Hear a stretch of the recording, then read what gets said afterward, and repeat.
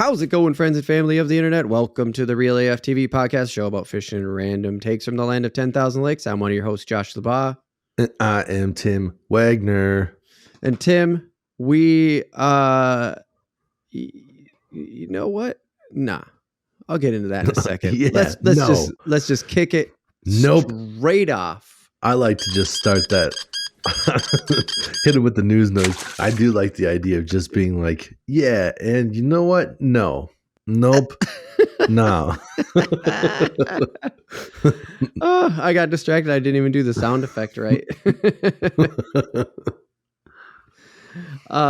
Yeah, because, well, anyways, I was just going to basically start the fishing topic early, and I'm like, no, that's not it. We kick it off with the fishing news here on the Real AF TV.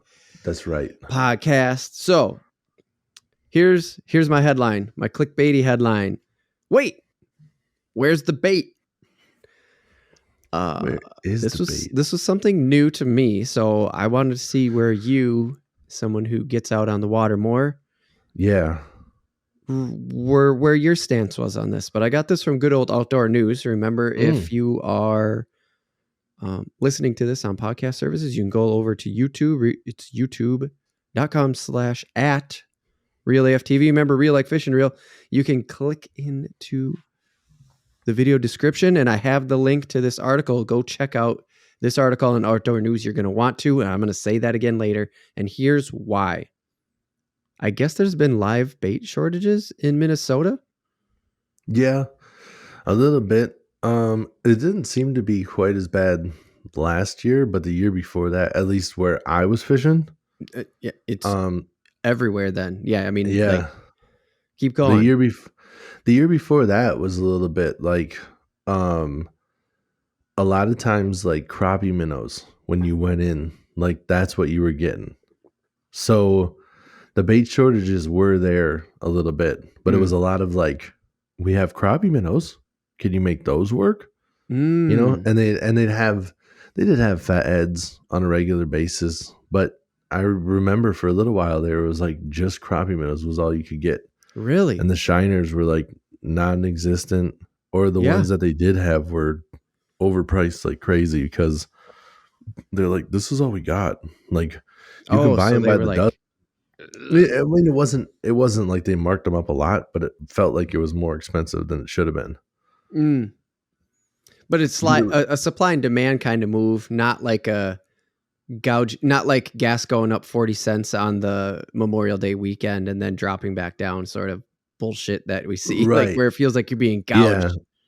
Yeah, it was just literally like, we only have a couple of these. And if you want them, they're a little bit more expensive because we're not just going to sell them to the first Joe Schmo that goes, I would like to have a big old minnow. And you go, what are you fishing for? Just be like, I hope big fish. That's what, you know.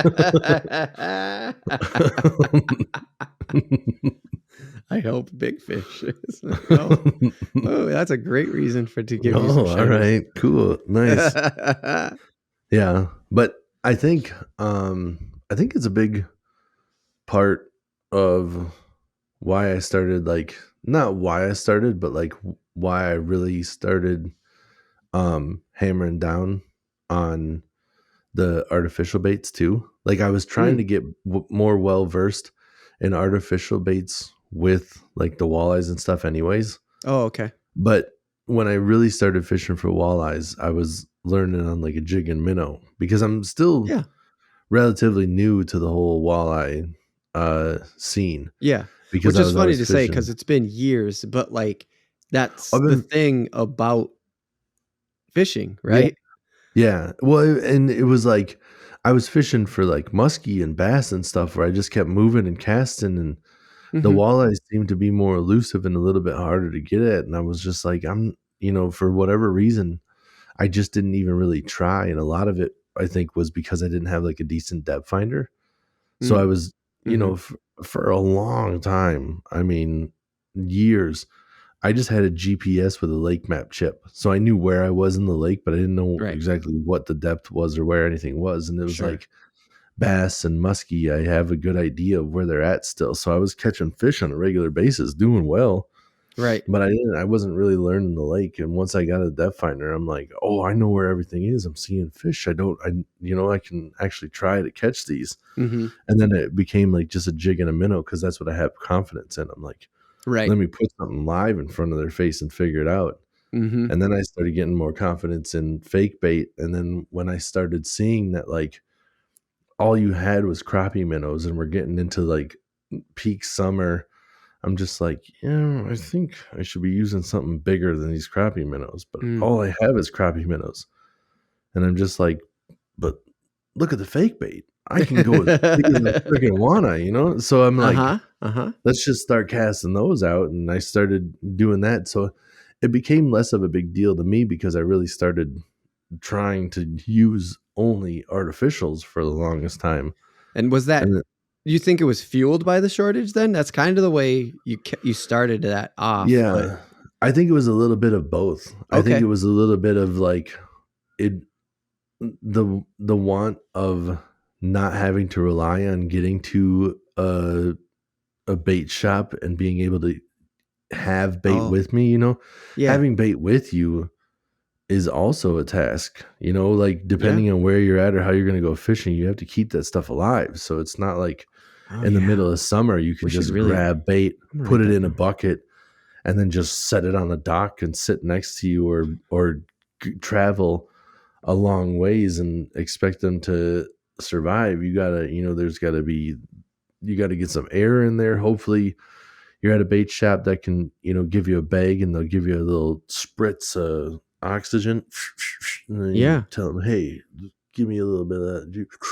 Oh, give me a little bit of that wake up juice. Hey, I get that straight oxygen. Me and these fish are staying alive. I actually wrote that down because that's not a bad topic. I mean, not to, cut our actual fishing topic short, but like, I don't think we're going to have a very long one of a fishing topic. And maybe that live bait one isn't that long either, but I think it's a good one. Like it's something we haven't touched on as like the Real AFTV podcast is about trying to educate and bring on new fishers as well as, just be a fishing podcast in general.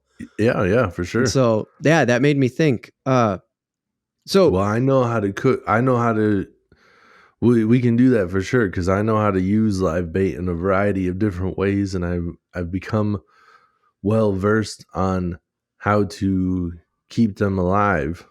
And, I don't know. I know how to do it in the summer, but I haven't really tried. But the winter, when it's cold, makes it easier. Just don't let the water freeze. Right. Yeah. Hottest tip. Just don't let the water freeze. If the water freezes, you're kind of screwed. Because because the oxygen's run out. So yeah, this article really went into it, really gave a lot of examples and stuff like that about the shortage. I'm really glad that you actually have had the shortage, that this is our opportunity to talk about it, because I didn't realize it was happening. And apparently it wasn't well known outside of like the immediate fishing and harvesting community, because the biggest takeaway from this whole thing that I had was there were two people quoted that said, "At least we're talking now." That summed up what they were saying. And I was like, whoa, okay. So I'll give a little bit of stats to back it up. So there was a report that showed that harvest was really high the like 3-4 years prior to 2020. Okay. And that they were exporting a good amount of them. And we are really talking about shiners primarily, but they're, they're talking about live in general. The shiners are hard to come by for sure. Yeah. So that's why you saying that made me go, oh, dude, yeah, this is all real world experience unfolding right now, because they are mostly talking about shiners. If you read the article, you'll pick up on that. But the general takeaway that I got from it was that this isn't just about shiners, though. It's about minnows in general. It's about, live bait, generally speaking. There's a lot of good stuff, but the one thing is, so one report showed there was really high harvest until about 2020. And, Okay. and then remember, the majority, no, like there was a huge spike of fishing licenses sold during the pandemic. Like, Right. fishing went way up. So we're talking 2020 here, right? So we're Yep. coming out of a good year of harvest, going into like one of the highest angling years that we've seen, or fisher years, like just fishing in general, right? That we've seen Sure. in recent memory. Yep. And then it seems to be like it hasn't really recovered from that. So it was just really interesting to hear. We're starting the conversation. We're having a conversation finally. And it's like, oh yeah, it's 2024 right now. Like, live bait season is still in the winter, but like you said, shiner Right. season's going to be up here in just a couple months. So to hear that this is a February written article, and they're getting talking, it was like, oh, this is overdue for sure. So, but everybody was really welcoming of it. They had some quotes from local shop owners and stuff like that. Sure. So yeah. Well, yeah, I'll say for sure. Like there were, a couple of years back, there were times where I was grabbing like Shields here in St. Cloud, sells minnows, and I would go to Shields and get the minnows there, even though I'm an hour away from where I would go fishing, because the gas station that I normally went to was not a guarantee that I could get any minnows at all. Wow. Yeah, so there Any were a couple minnows times. at all. Yeah, there were a couple times where it was like, gonna go. I think I can catch crappies. I want crappie minnows, and I want to get a couple of fatheads because maybe I'll find some walleyes mixed in, and I'll upsize, or maybe even sometimes I'll get into some bigger crappies, and I'm like, the crappie minnows are good, but I can't get them to bite, and it's like I want a little bit more aggressive profile of it, bigger minnows that's going to be moving around a little bit more. So I'll get the fatheads. Yeah, for sure. Mix them in there to have something else to switch it up, because it's weird. Sometimes the crappies don't seem to like want to eat all the time, but they're always like curious. Yeah. And you can put it in there like right in front of their face, and the minnow's wiggling, and like the lake that I'm on, you can see them, and they'll swim up. Yeah. And they'll just back away. You're like, damn. If you're on YouTube, you get that. You get the pause and stuff like that. Yeah. I was like, huh? Oh, okay. And then and just like, back away. I figure if you get a bigger one, that it's almost like when it's wiggling in front of their face, it like triggers like a calm down moment where the crappie's like, what are you up to? And then it wiggles so hard, the crappie's just like, calm down, bro. Just eats it real quick. Like, come on, dude. Just chill. I'm just trying to have babies here.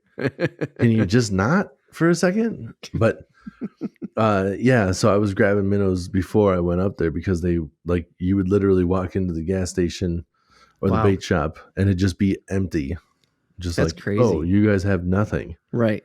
Just nothing.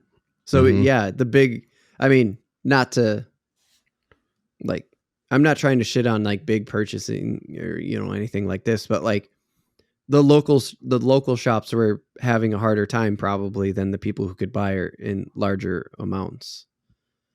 And maybe Shields was even getting them from somewhere else. I don't know how that works. Also, I think that Shields, because it's the second floor in a mall where you get your minnows from, I don't know how many people are going there to buy the minnows, like I think you think it's just lower demand there too. I think it's just a little bit lower demand. I think people aren't trying to go out of their way into the mall parking lot and deal with all that. Right. Yeah, it makes a lot of sense. And I'm totally cool with it. Plus, depending on where they're fishing, there's no lakes right near the mall. It's not like it's close right to anything. Yeah. There's rivers and there is stuff just outside of town, but like just like Right. me, everybody that's buying it there isn't fishing right there. They're going someplace. Yeah.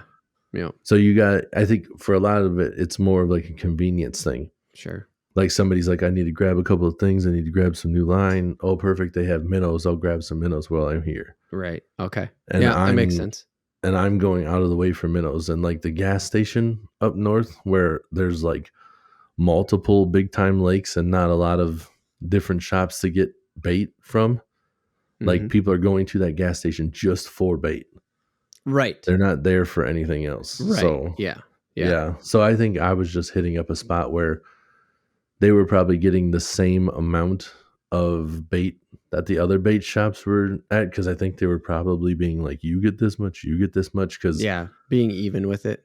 Yeah, because I don't think they have to be stingy. At that point, they're like, I'm going to sell out of all this, and I don't care if you sell, like once you have my bait, I'm getting paid. I already got paid. Yeah. Yeah. So I don't need to be like, well, these guys really sell a lot of it, because they're like, I don't care.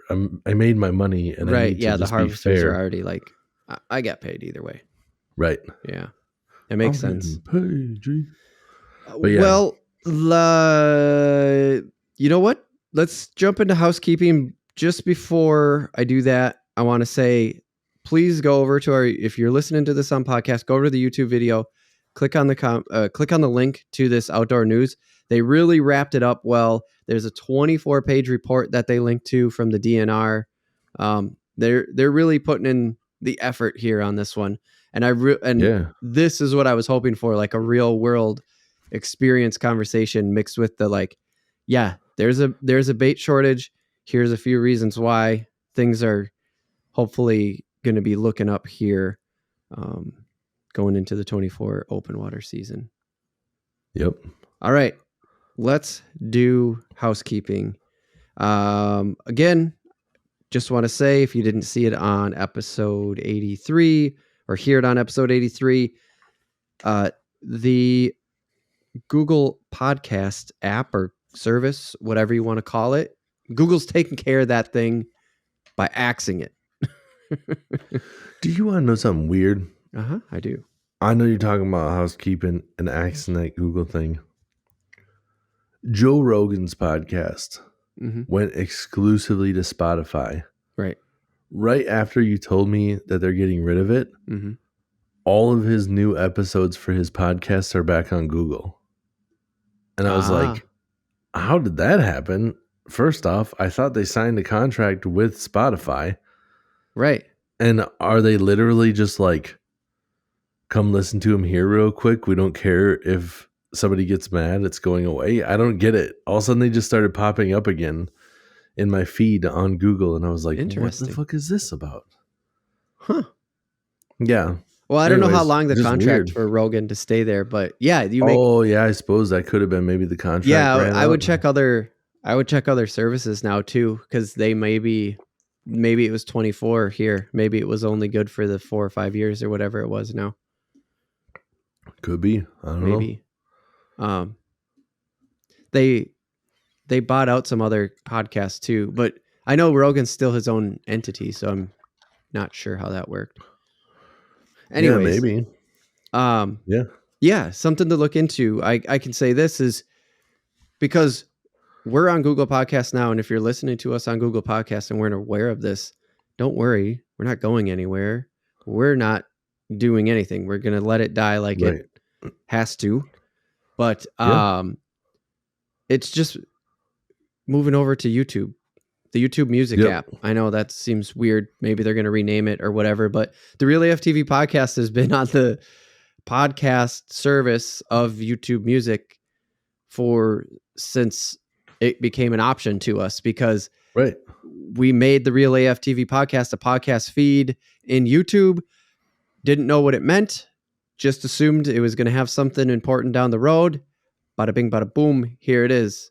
It's paying off. Bingo, bango. Yeah, because also, if you weren't familiar with it, Google and YouTube are the same. Same thing. So I'm guessing it was something with them where they're just like, why do we have two of these? Right. I agree. It's like, oh yeah, makes sense. Get rid of one or whatever you Yeah. want to do. I don't care. Right. Do what you do, Google. Yep. Because you can still turn off the video on the YouTube app. Because we're a video podcast, you can get the video and the audio through the YouTube Music app, because there's literally just a button to turn off the video, so you don't have to use your data. Yeah. So like it's the same thing. It's literally serving the same purpose. So anyways, makes it easier for us. One thing less to maintain. Right. And yeah, to figure that out, go to youtube.com/@realaftv and subscribe. And it kind of seems to be linking things up. Also, Spotify, speaking of Spotify, there's like polls and comments and shit now on Spotify. If you didn't see that, please go engage us over there. That would be awesome.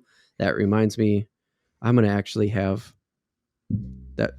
I'll save it. I'll save it for the fishing topic, Josh. Just get through the fucking housekeeping first. Patreon.com/realaftv. We got one of those going too. Jump over there, hang out with us a little bit. That'd be cool. And this is an every other week podcast. If you're sharing with somebody, please don't forget to tell them that we drop every other Monday. And on our off weeks, we split the topics up. We drop them on YouTube exclusively, not on the app.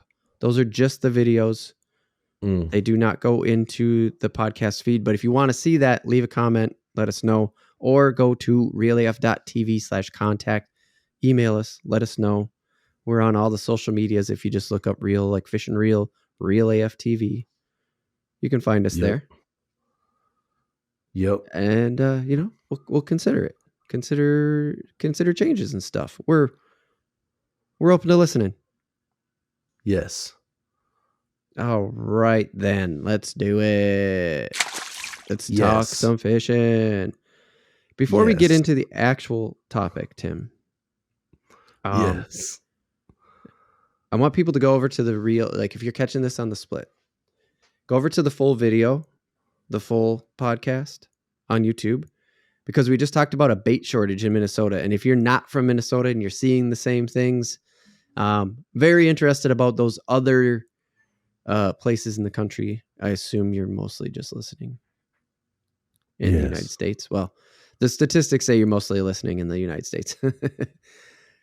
I want to hear if you guys are experiencing anything like that too. Like are you seeing bait shortages and stuff in your local shops? Let us know. Yeah. And if you are, or if you aren't, are you using the same bait as us? What are you working with? Yeah. Where are you at? Yeah.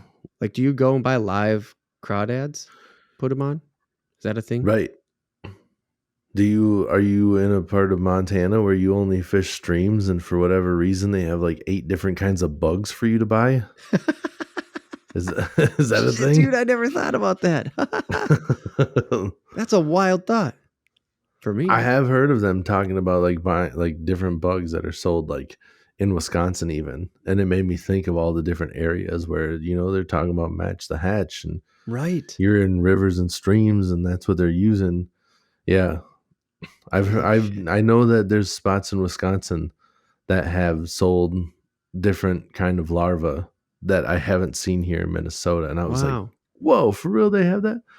And then my mind was just going, what else does people have? I said it like that in my head too. What else does they have? Yeah, dude, that's really got my mind going. Okay. Yeah, that's right. This topic here.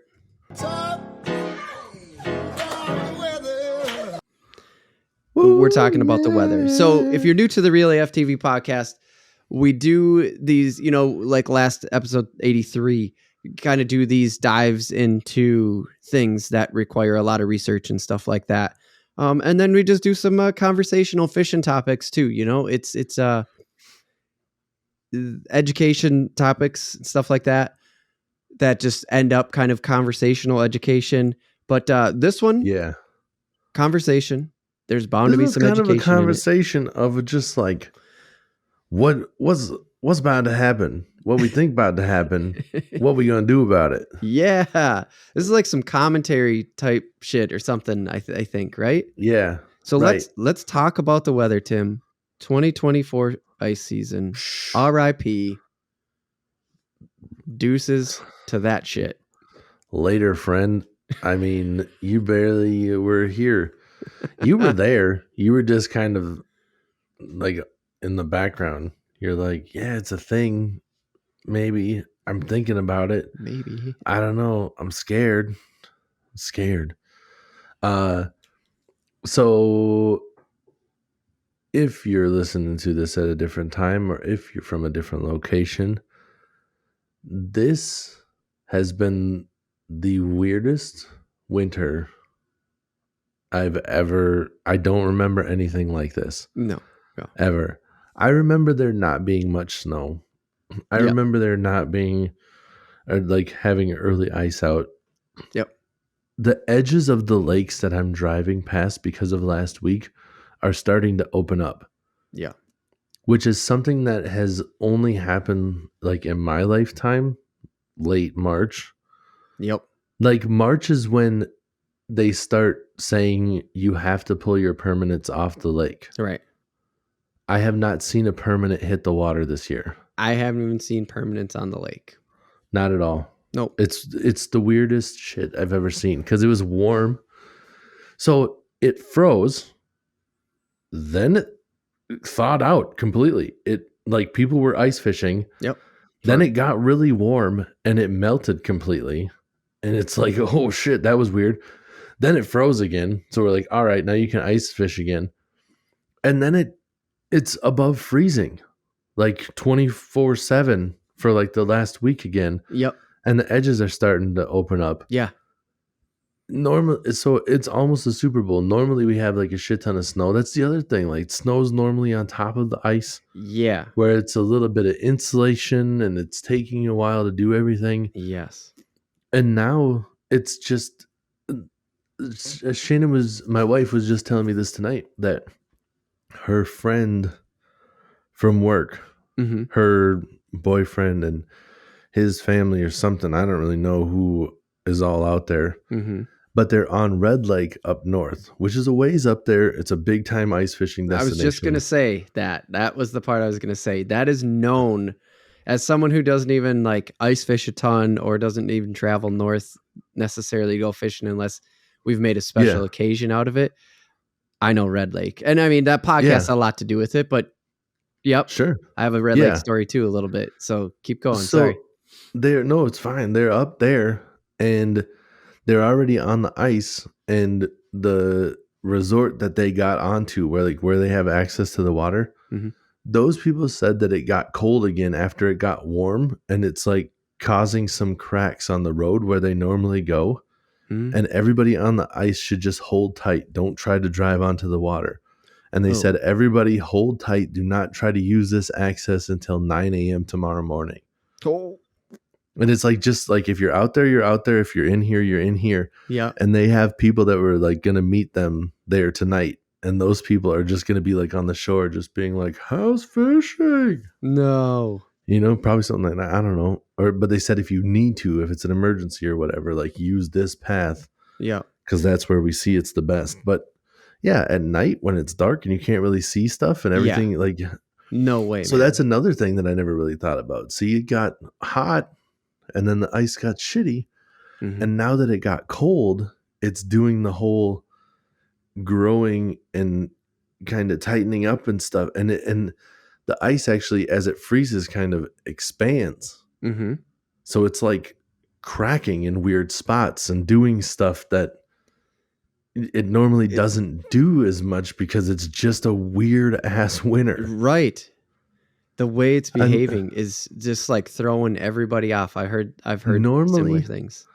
Normally in past years, so I'm a delivery driver. I'm out on the road all the time. If we get some like precipitation and it's wet and it just happens to be hot that day and then it gets cold and it's icy. Yeah.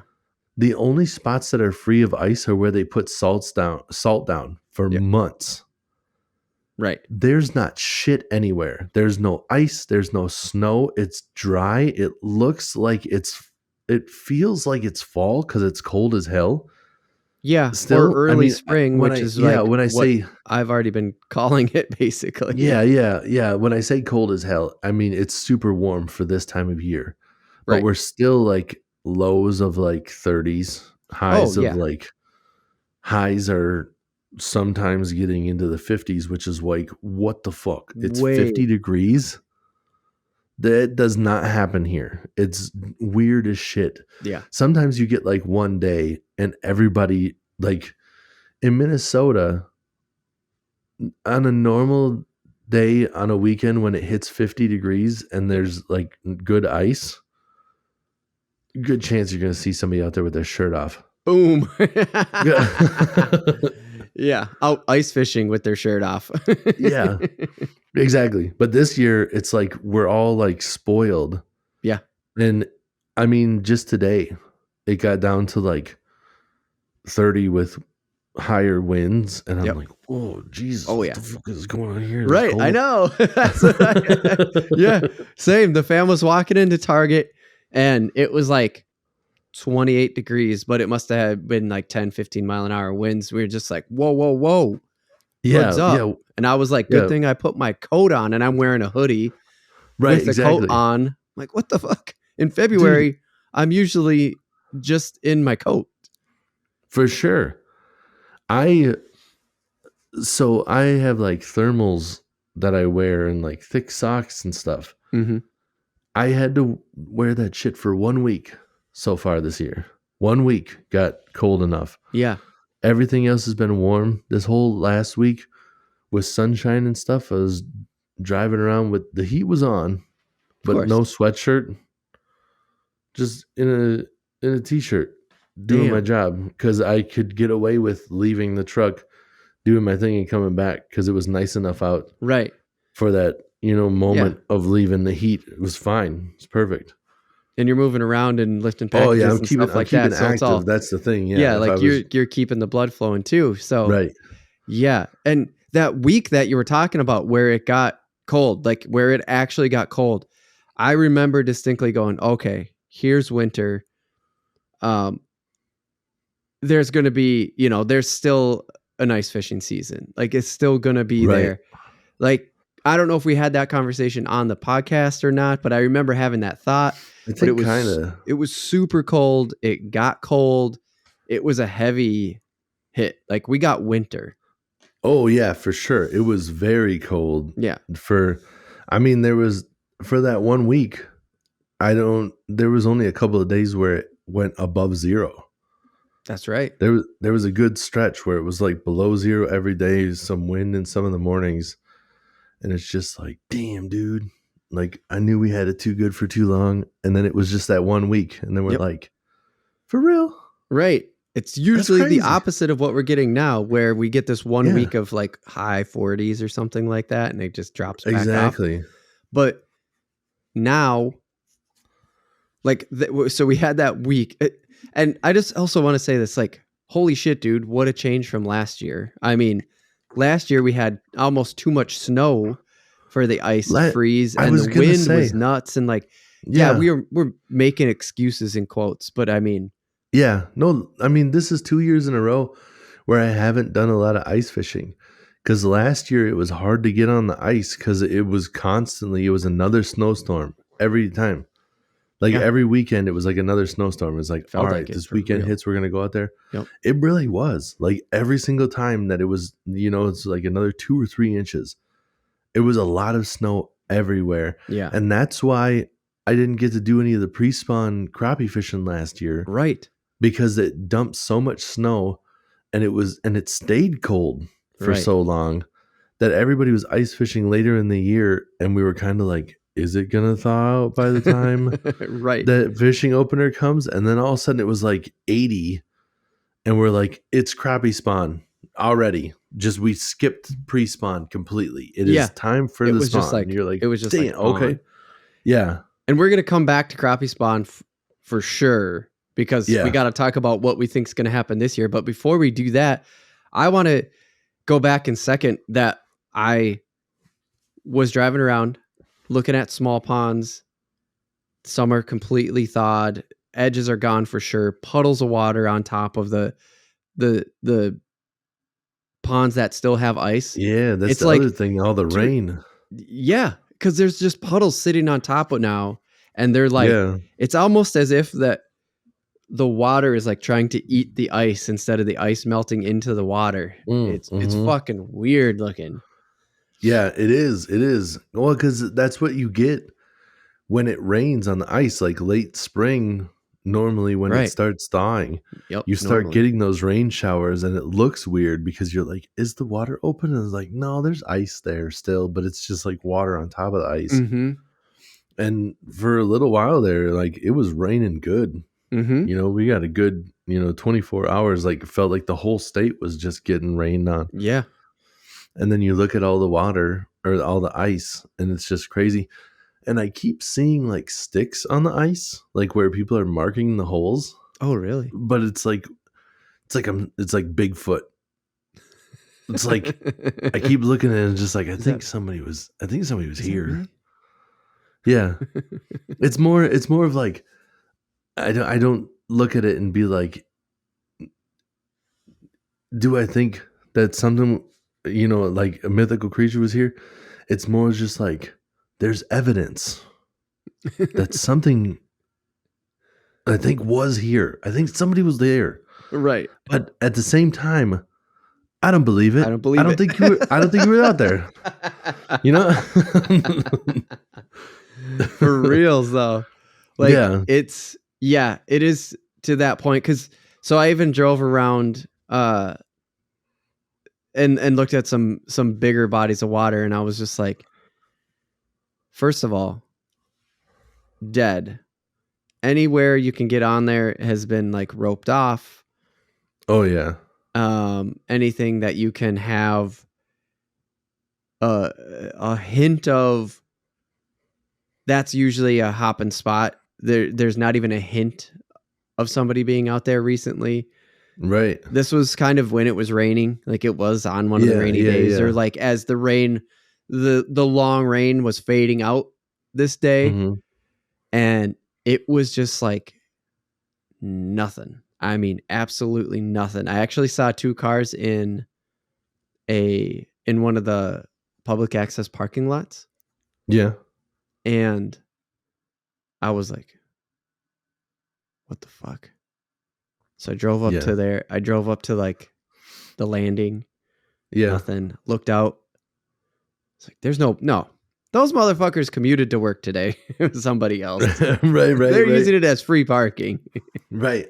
Or it's got like, you just didn't look close enough. There's like chalk in the window. It's just like, you have to move your car. You can't just leave your broke down car here. Right.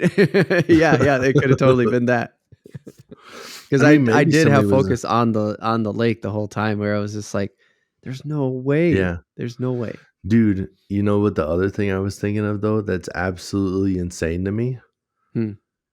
If this ice, if it warms up and the ice opens, we could potentially be open water fishing for walleye in 2024 before the cutoff of when you can fish for walleyes again. Holy shit, dude. We could be is the fucking craziest thing out of this. I know. It did not cross my mind. You could go out there and fish for walleye until March. And if it warmed up again, I mean, it's the first week of February and the edges are opening up. Yeah. If it warms up next week into like the 50s again, yeah, we could potentially see open water, and we could go open water fishing for walleye for a couple weeks. And then they'd be like, okay, now you can't again for like 2 months. Right. For like 2 or 3 weeks or whatever that is. That's like 2 or 4 weeks that they shut it down for. That is so fucking crazy to think about, dude. I forget when the cutoff is. We talked about that, right? It's like we've talked about it before, and I think we found the conclusion, and I forget what podcast that was, but it was one of our ice fishing ones. There's not many, so you could scroll through the backlog and find it. But it's right around the same time when they say that you have to get your permanents off. Yes. Yep. It is. Yeah. It's really they're very closely tied to each other. So I want to just quickly throw numbers out for people who are listening. This is still winter in Minnesota. And yeah, we live in like the central southern sort of part of Minnesota.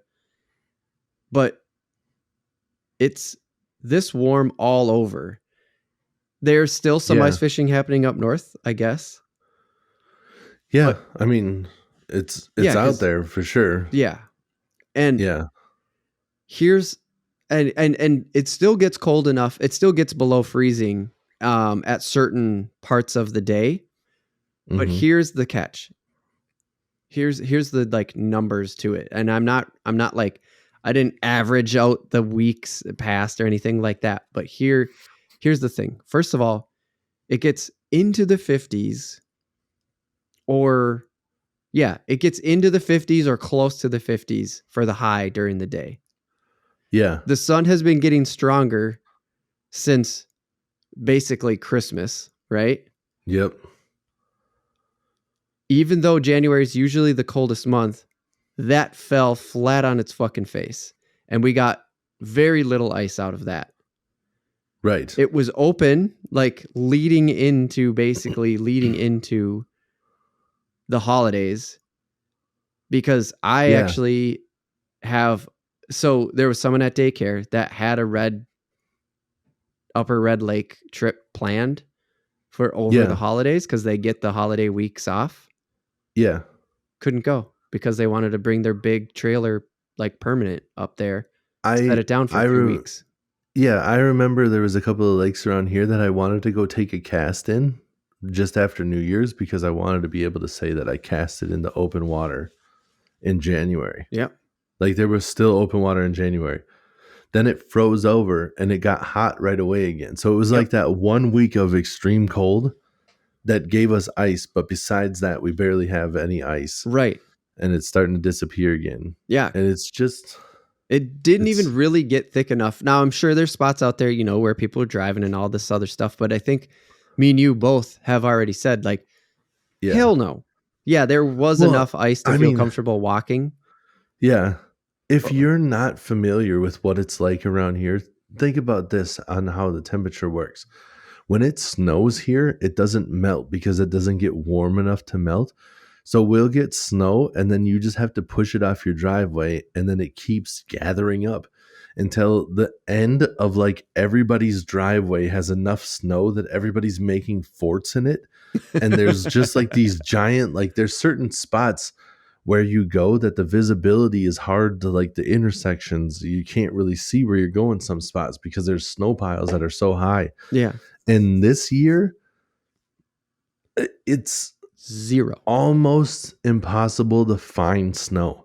Yeah. There are some spots where it got pushed into a hill and like late spring, you'll get these piles that have melted down to like where all the dirt was pushed together. So you just see these mounds of black that are technically like, that's like ice and snow, but you can't really tell because it's dirt. The dirt, every time it melts, the dirt just gets more and more concentrated until you just got this lump of black. Yep. So yeah, it's like, it's absolutely insane. I'm looking at my yard, like it's February. Yeah. Am I supposed to like mow the yard? I don't know what to do. Does the lawn need to be mowed? I'm not sure. The ground is like soggy as my grass getting right. And then looking at the one side of my house, like every once in a while I look at it and I'm like, is that grass longer? Like legitimately, am I supposed to mow right now? Right. I don't know what to do. Uh-huh. This is the most confusing shit I've ever seen. And the snowpack is, like you said, is the perfect kind of thing of like where I was going with no numbers or anything like that, is that it now gets up to 50 something, and then it'll get down to like 31. So it freezes overnight, but it loses more in the heat of the day than it can grow back overnight. And a big reason of that is there's no snowpack to reflect the snow back, the sun back into the sky. There's no snowpack to keep the air cool down near the ground. the ground is absorbing the heat now at this point. Right. The ground is there was- radiating heat to keep Yeah. this warm air warm. And there was like even like later spring, a lot of days it does get warm and then it drops in temperature again. So it does freeze overnight. Like you were talking about this last week, it didn't go below freezing, even at night.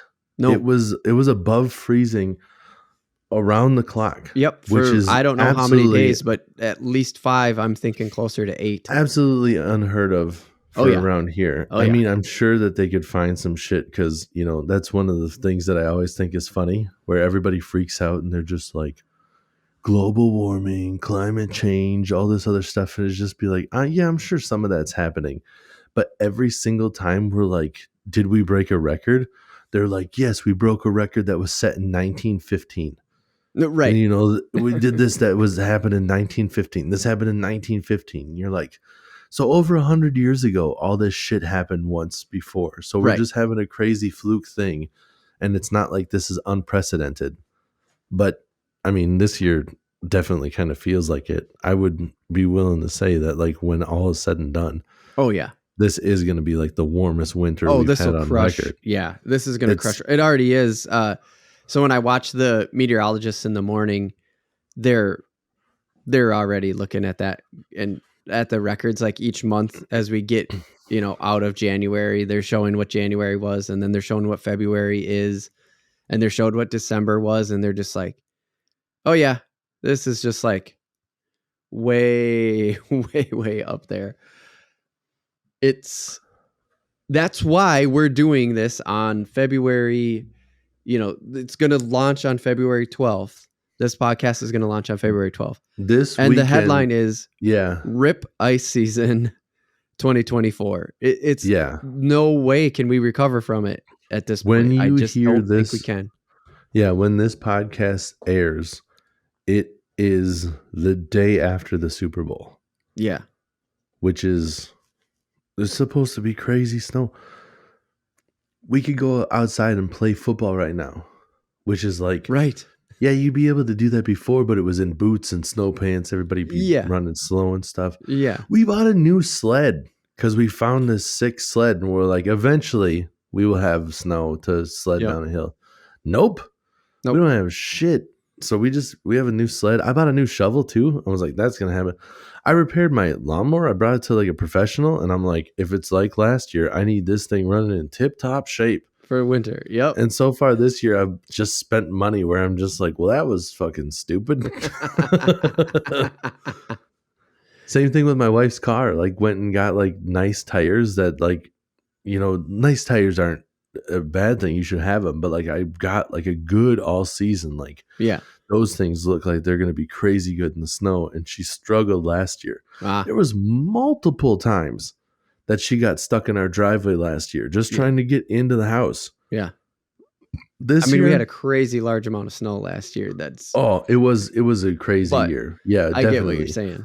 But this year there was one time I used the snowblower and I didn't even need to. It wasn't even enough snow for it really. It was just because I had my snowblower fixed. And I'm like, we got to see how this treks out. You gotta check it out. That was literally the only time that I could have used it. There's been nothing else besides it. There was one time I was at work. I went into the office. My wife was like, I was restless, and so I just shoveled the driveway. And I was like, but did you really need to? She goes, no, I just wanted something to do. Right. And it was just, I came home and I saw, and she just had used the shovel to push the fluff. Like there was no shoveling. It was used as a plow. Oh yeah. Just pushing it around. Yeah. Yeah. Just pushed it from one side to the other, and went back in a row and did rows and cleared the driveway. She could have done it with a fucking broom. Right. Yeah, exactly. Like that's how little snow we've gotten down here, you know, just a few miles south of you. It's a decent amount of miles, but it's not that much. Right. No, yeah, not really. I mean, we usually have the same weather. It's like one of us will get clipped by the heavy stuff every once in a while, but we're close enough where we usually have nearly the same weather. Yeah. And I don't think you're not really that much south, are you? No. Because you're like southwest, so it's not that far south. Right. Yeah. Yep. So, but yeah, it's nuts. Yeah, But yeah. And that's why was willing. I was like, dude, we're just going to talk about like hell yeah. rip to the hard water season. And like, I don't think that we're going to be able to get back from this. Now, so one of the meteorologists said you could actually start to see green grass and stuff like that popping up. This was 2 weeks ago already. So I mean, I think it's happening. Yeah. And also, he said, it's going to get cold again. So when it freezes, what's going to happen? And yep, it's freezing overnight. So if anybody like had plants popping up and shit like that, that's going to be a problem. The grass is going to survive. But, I heard that people were seeing flowers bud and stuff like that. And it's like, we're supposed to be talking about, hey, can we get out? Let's talk about some ice fishing tips. And now we're sitting here going, you really need to watch the ice safety this year. Like really close, really pay attention to local, hyper local ice safety. Find everything you can out before you go out there. Cause this is nuts. And maybe like me, just get ready for that open water season. Yeah. I have pretty much just said that the ice season is a wash. If it gets cold again and it freezes and people are telling me that there's like a decent amount of ice, then I'll shift gears. But for right now, it just feels like it's all going to disappear. Right. And I'm here for it because I wanted to get more well-versed in the pre-spawn crappie anyways. Because, I mean, it was just a couple of years ago. We've talked about it on the pod too, where I really started getting more into ice fishing and then started learning like, oh, these crappies are just kind of like suspending in the deepest areas, where they're just kind of like in the middle of nothing. And so now we're going from where they're going to be in the middle of nothing to where they're going to go to spawn. And the spawning is going to be happening, in the shallow bays and the coves, depending on your area, or like the big, in like natural lakes and stuff, like the one that I fish a lot. They're just in the big reed beds, because the reeds themselves are like a shelter from the water current and everything, which is what they're basically looking for, is a space where the current's not going to fuck with their nest. So there is a transition period from where they're in their winter area to when they go to their spawn. Well, like last year, that was like a week. It was like, it's cold, now it's warm, and they just moved up. Yeah. And now this year, it's like, what happens? Does the ice go away and they stay where they're at out in the deep water? Right. Because they're like, yeah, whatever. Or do they feel it warming up a little bit? I'm assuming that they're just going to be in the middle someplace. And it's just going to be a kind of a guessing game. And you just, you're really going to need electronics to figure this one out. So it's going to be, and reading that temperature, right? Don't you think that reading the water temperature is going to be water temperature is huge because water temperature is huge because water temperature is what dictates when they actually move up. Because they have like an internal temperature gauge when they're just like, it's a little bit chilly, I think. And then as soon as it hits the right temperature, they're just like, I'm ready. Did you guys feel that sunshine today? Right. I'm gonna fan a space and get me a lady, dude. That sunshine got me in the mood, buddy. I am ready to roll. So it's something. It's funny because it's literally there's that range of temperature, and they just know when it hits it. I don't know if there's something that they just, they're like that old man that's just like, I can feel it in my bones. It's going to rain. It's just like, they just know when to move up. They're like, yeah, obviously. Can you not feel that? clearly it's time for us to make babies. Clearly. Let's go. Yeah. Just yeah, it's time. The old like lick the finger, check the wind thing. Yeah, checking the wind. Of course.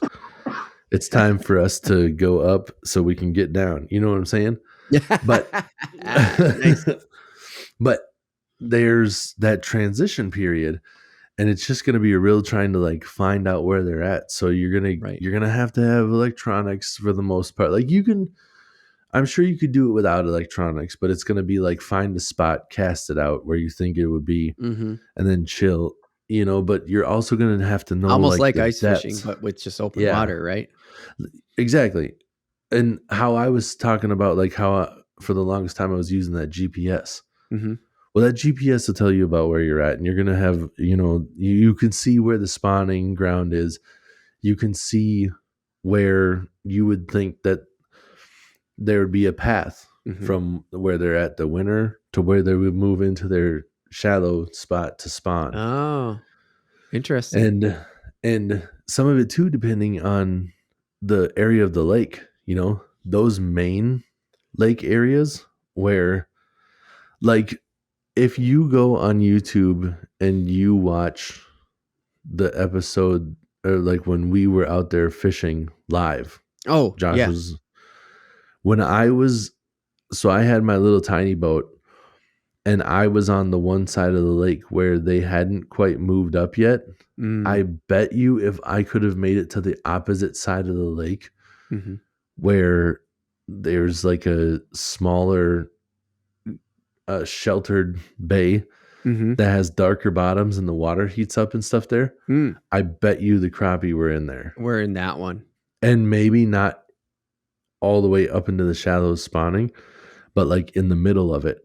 The weeds haven't where you could have up yet. You could have played it like you could have played the shallow or not the shallow game. You probably would have played deep to shallow, where you would have like picked a spot and then moved it like from a deeper water into a shallow, or I guess you could have went shallow out to deep too. Yeah, well, I mean, but you when would have moved, moving, right? When they're in there spawning, it would most of the time like you can see them. So it would have been like just go in, look in the shallows. So you're saying you think that they were actually up spawning? No, I side. think they were in where they would have spawned, and there's a chance that they were up spawning, but they would have been in the deep part of that hole. Gotcha. Just ready to go. Where like when we filmed it, I would have had to go onto the main lake a little bit more, which was less sheltered from the wind. So part of the reason I didn't try that was because of the mics and stuff. Yeah. Where I was just like, but also I thought they would be up there, and I had a boat that can go like 5 miles an hour top speed. So I was like, well, we're just going to try here and hope for the best. It was a good try. That no doubt about that. But that's what I'm saying. Like, that's where they would have been. So they would have been just off of that. And I knew I had like a week before it was going to hit that. We got 2 months before they're probably in that spawning, like that time to move up to spawn. So there's going to be this transition period of like, you really just gotta get out there and try to figure out where they're at, because they move in schools. So they shouldn't be that hard to spot if you have decent electronics. But there's a good chance that they're going to be moving during the day, that they start moving into the spawning, moving up a little bit when the sunshine gets warm, and it starts beating in and the fish. I don't know how intelligent they are or how good that like internal clock is or whatever it is that tells them to move up. I don't know if the sunshine comes out and that's enough for them to move up and then be like, feels like it could get warmer. And then they just go, clearly not warm enough yet. We'll move back out. And if it's just a everyday float move thing. in and move out and move in and move out, or if they're just out in the depths and stuff. So this is what I've been wanting to figure out. Right. And try to learn and really get a good grasp on like trying to understand what they're doing. Can I go into a certain spot and be like, this is where they were yesterday, and then go back to that same spot and hit them again? Or is Mhm. it like, I got to move into the shallows, and then, as soon as the sun goes down, or even like cloud cover moves in, all of a sudden I got to move out another, 10 feet deeper or whatever. Mhm. I don't know. I don't have these answers. I know, I Right. know, I know their movements, and I know where they go and why they go there. I Right. just don't have any answers for what happens in this purgatory Right. between ice and spawning, because we don't always, like last year, have Have an a opportunity. yeah, it's not that long of a time all the Right. time. Well, and You this know? year too, like you're saying, is it might be a really long time, because you got to think about the fact that even though the ice, if it keeps going like this, the ice is gonna melt off, but Yeah, the temperatures are not going to just skyrocket like they did last year. We're right. still going to have these lower, days of sun and the lower Yeah, intensity of sun, and it's not going to just like take the water up like 5 right. degrees over a weekend like it did last year or Yeah, whatever it was, where it just like set them off quickly. There could be a very long window here. And what does that yeah. mean though? Is that a Well, good thing? Is yeah, that a bad thing? And I don't mean good or bad, but does that help the pre-spawn fishing, right. or is it make it more difficult because they're not behaving they are Yeah, doing something different? I hope they look at this point. I'm with you. R.I.P. hard water. Get ready for yeah. open water, I'm ready. and I hope you can get out there and get the answers to all those questions, because you obviously have a lot of questions and are super curious about it. And I just sat there Yeah, and just you rattle them off and go, yeah, man, what are they doing? yeah. I'm Well, super curious. yeah, and like, I forget the exact temperatures, but I thought it was between like 55 and 65 degrees is normally when they spawn. Mm, And even if it stays where it's like hitting 50 in the middle of the day and it's dropping back down to 30 at night, and this opens the ice, we're not, the air temperature isn't even hitting where it needs to be for them to spawn. So the right. water temperature is not going to Is warm not up going to that be much. there. Yeah, So exactly. it's going to be like it's still that time of the winter, basically. Like, Hmm. I'm assuming they're going to be kind of close to where they would be in the winter. But at the Hmm. same time, when the ice opens up, if the water just stays cold and the ice is open now, what happens when we start talking about current and stuff because of wind, which is something that they're Oh, not dealing with right now with ice? So right. there's a lot of questions I have where I'm just kind of curious on, like, do they strap on the feed bags and they start changing up their Right. whole routine, but they're staying in the same spot? I don't know if they're just like, we're cool with not moving right now because we're used to not eating anything else right now, or Right.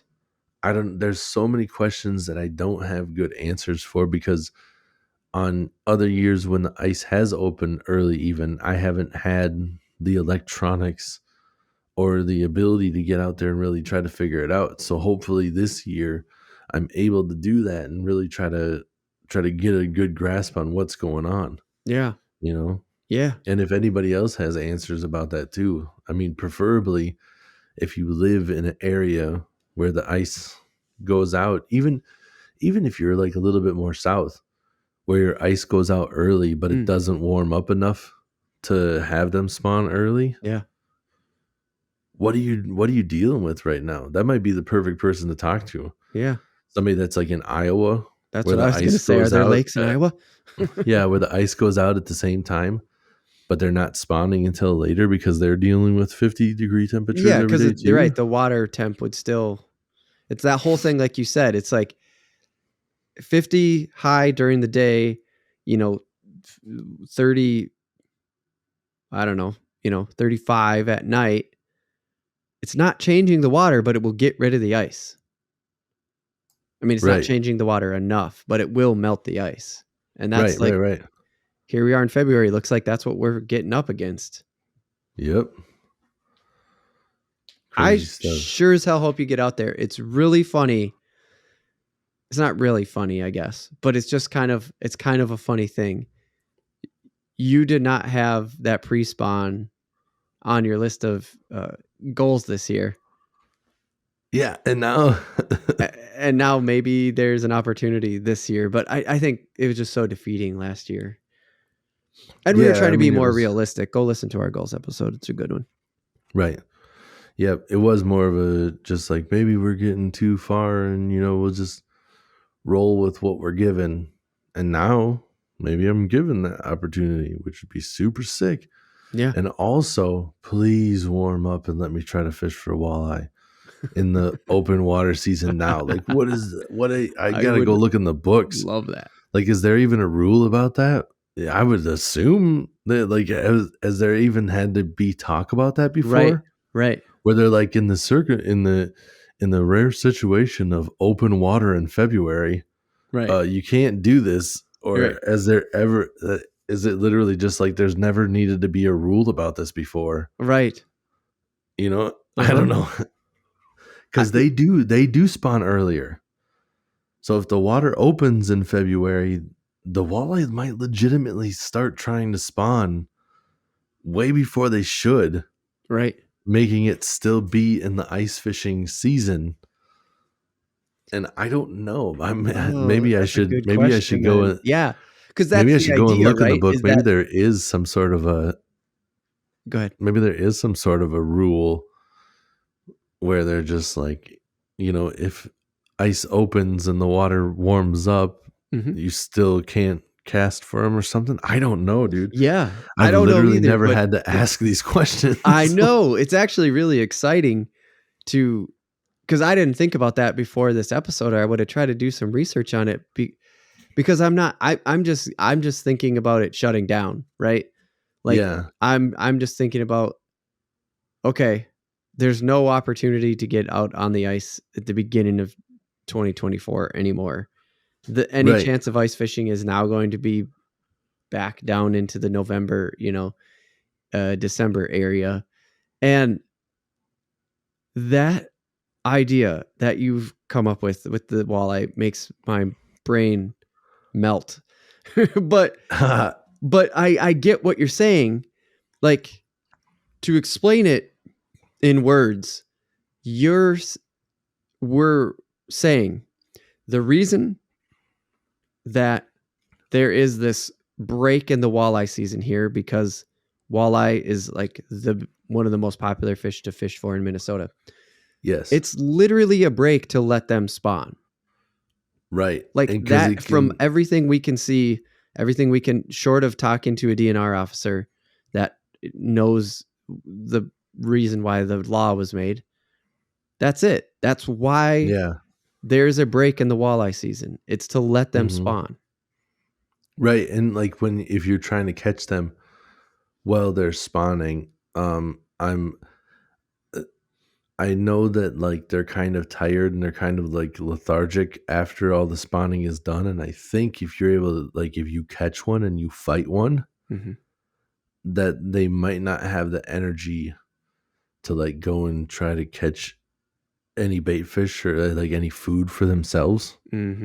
So I think you might be like, they need that time to recover. You need to give them their space to recover. Right.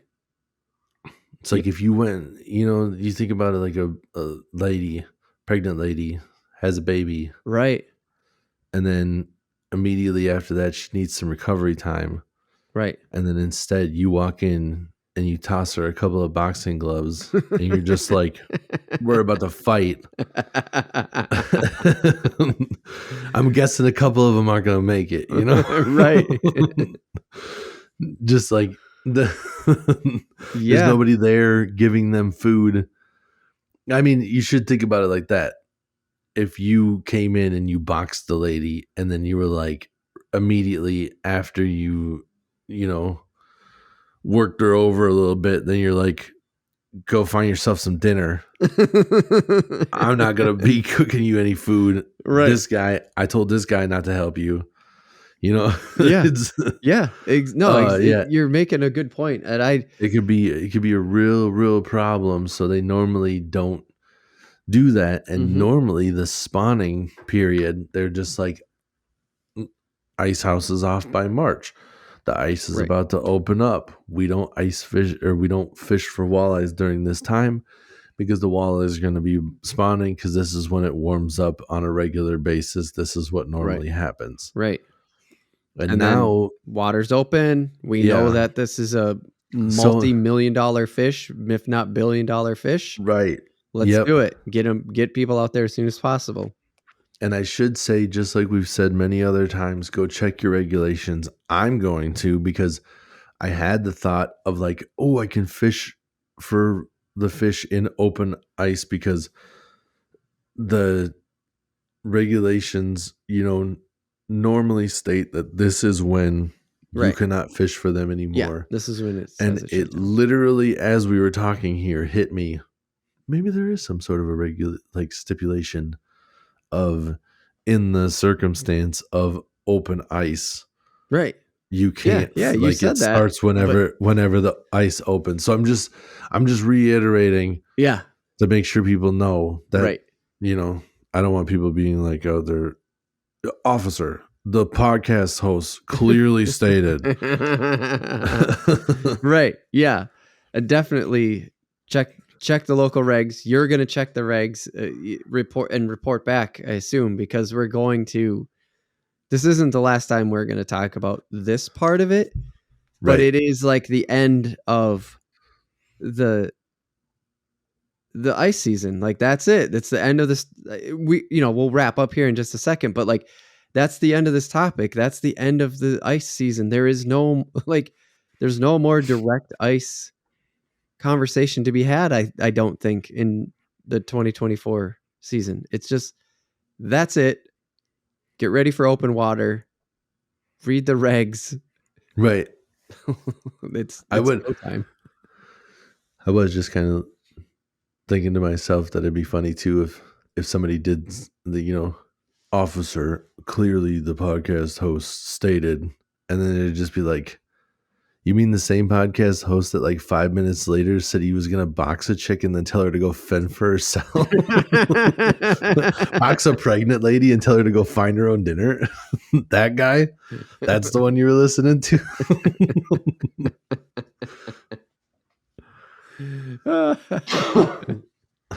That's great.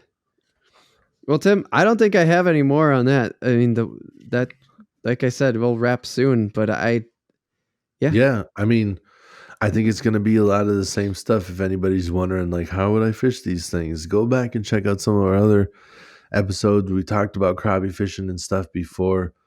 Crappie minnows, if you can find them, because we touched about on the bait. If the crappie minnows are out there when you got a chance to go get the crappie minnows, go get that. Same kind of jigs you would use in the spring when the water opens. Same everything. It's not going to be any different than any other time you'd be out there fishing, except for when the water is cold, you might have to slow down. That's to right. Catch the fish. Yes, you always say that, and thank you for the reminder, because I forget it too. It's just like technique, so don't be can make such a big difference. Yep, exactly. Don't be casting out there thinking you can just like rip through certain areas. You might be able to find those fish, and it might, you might have to just put a jig on a bobber or a minnow on a bobber, and that's like your only option. Like jigging might be a little bit too fast, because when you're jigging through the ice, you're kind of vertical jigging. You're moving that jig a lot, but that jig is kind of sitting in the same spot, just kind of moving. I don't know if you can really get away with pulling it through a thing fast. They might turn to see it, and as it goes, they're all just like, holy shit, dude, that guy's lightning. I got no chance. You see that little guy? The fastest human on earth right there. That's the fastest kid alive. Yep, that's what I was looking for. Fastest kid alive. Yep. He's the fastest kid alive. Oh, he's the fastest kid alive. You get it. So I was like, whatever. I'm just gonna throw it out there. That's the one. Oh, that was great. All right, Tim. We're gonna jump into the random take, but before we do, we have to take a break. Hit the break. Here we are, patreon.com/realaftv. That's right, patreon.com/realaftv. Real like fish and reel. We are on Patreon, and we are coming to tell you, and by we, I mean me and Tim, Real AFTV podcast here, coming to you to say we have a Patreon as low as $1 a month, but hey, you could go up to $100 if you really wanted to get crazy with it. It's there. Go over to our website, realaf.tv. You can find the Patreon link right there, or go to Patreon and look us up, Real AFTV, Real Like Fish and Reel. And we have things like, for $50 a month, we will customize, what kind of tackle is it, Tim? We have some in the warehouse right now that we haven't actually ran on. A lure. Yes. Lure, thank you. It is a crankbait. Crankbait. Yes, we will customize a crankbait for you. At yes. the $50 tier. Also, Patreon, if you're new to the whole Patreon thing, if you're on a podcast, you're probably not that new to it. But Patreon is something that you can jump in and out of. Like if you do $50 this month, bam, you get the custom lure, but you don't want to do that for the whole year. You jump down to the $5 a month tier where you're going to get early access content. You can help vote on the random take, one of the random takes for the month. And, we'll keep up with you on Patreon as well. Like just a direct Patreon contact. There's communication you do only through Patreon. That's what I'm trying to say. So if you're new, there's just a little intro to it. Yeah. And to clarify that custom painted lure is a fully custom painted lure, like the pattern and everything. That won't be just something that we have a lure that we just like write Real AFTV on. Yes. Thank you, Tim. Thank you for clearing that up, because yes, it's a slug, for lack of a better word, right now, and it will be turned into something. Right. I'm not good at the whole fishing lingo, so maybe Tim, you could evaluate on that a little, or like elaborate on. Yeah, I mean, it's right now it has no color, and I will give it color. There we go. It will look like a bait fish imitation of some sort. It might not be exactly colored. It might not be realistic. Some of that stuff out there that the different companies work with makes different stuff, but it will be a custom painted lure, and it won't look like dog shit. Because not to be like, too full of myself, but I have some talent. You have some artistic talent. Yes. Yeah, very true. If you know friends and family and stuff like that got a few bucks to kick our way, let them know. realaf.tv. Scroll down a little bit, there's the Patreon link. It'll shoot you right over. Sign up for a little bit. Welcome back to the Real AFTV podcast, show about fishing random takes from the land of 10,000 lakes. If you're just catching this on a Friday, it means it's a split, and we caught your attention because I put the Timberwolves in there. T-Wolves, baby. It's not Timberwolves, but I wore my blue. Oh, yeah. I have a Timberwolves shirt coming, but it didn't get here in time. And I didn't order it just for the podcast.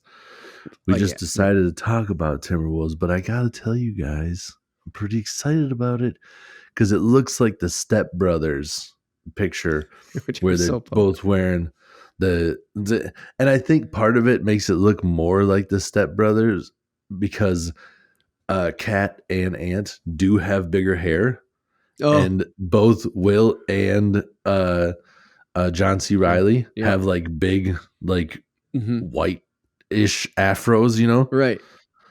So the big hair kind of works, but yeah, it's those two in sweater vests, like in a family photo of Anthony Edwards and Karl Anthony Towns. And I can't wait. I hope it fits proper because you never know what you're getting when you order on the internet. Yeah, you never know. I've ordered. There was one. I have a Rick and Morty sweatshirt someplace. Oh yeah. You've told me that. I looked at the sizes. Full overprint. Yeah. That I looked at the sizes and I'm like, I don't know. It seems like these sizes are a little bit weird. So I'm like, whatever. If it's too big, I can still wear it around the house. Like I got like a 5X. and it's like a large. Yeah, that's right. It's the in 5X. States. It's the Chinese 5X. It's insane. It's like the biggest. Like I've never even been close to a 5X, and I'm like, Right. whatever, we'll just go 5X, and it's so small. It's so ridiculous. Seriously, so ridiculous. Yeah. Nuts. But that Super Bowl, I mean, right? That was a crazy Super game. Bowl. That was a crazy game. Congratulations to Taylor Swift on winning the whole thing, because obviously that's what it's all about. That's all anybody cares about. She won because she got the most publicity out of all of them. Have you heard all these people that talking about the number 13? No. So apparently number 13 is her favorite, and they're talking about there's like some conspiracy stuff, and there's like a psyop or whatever. I haven't looked into it because I don't even know what the hell they're talking about. They're just like, is Taylor Swift a psyop? And I'm like, what does that even mean? What does that even mean? I don't know what you're talking about. Like a famous pop star is having a fling, maybe more than that I don't know, but she's having a fling currently with a famous football player. And I think part of the weird conversation that comes up is people being like, are they really, I mean, does anybody really even know who Travis Kelce is? I mean, Taylor Swift is putting him on the map.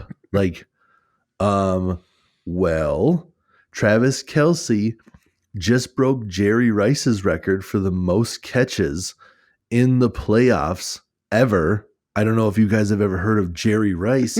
He's kind of famous. This is now the new the new receiving leader all time in the playoffs. That's how many times he's been to the playoffs. Right. He has multiple Super Bowl rings. Right. He is a huge name in sports. And the fact that they're just like, well, Taylor Swift really made him know. Like, no, Taylor Swift brought eyes to him that don't care about football. In a different way. Yeah. Yeah, exactly. Yeah, that's all that happened. Anybody that knows football knows who the Kelce brothers are. Right. And Jason, Travis's brother, is not as well known, but most people know his brother. Mm-hmm. But it's still crazy that they're just like Taylor. But anyways, the number 13, they're going off on it because it's like Kansas City was the number 3 seed, and the San Francisco 49ers were the number 1 seed. That's 13. That's 1 and 3. What's 4 plus 9? Yep. That's 13. Yep. What's the day before the Super Bowl, Taylor Swift's going to be flying in from Tokyo. How long of a flight is that?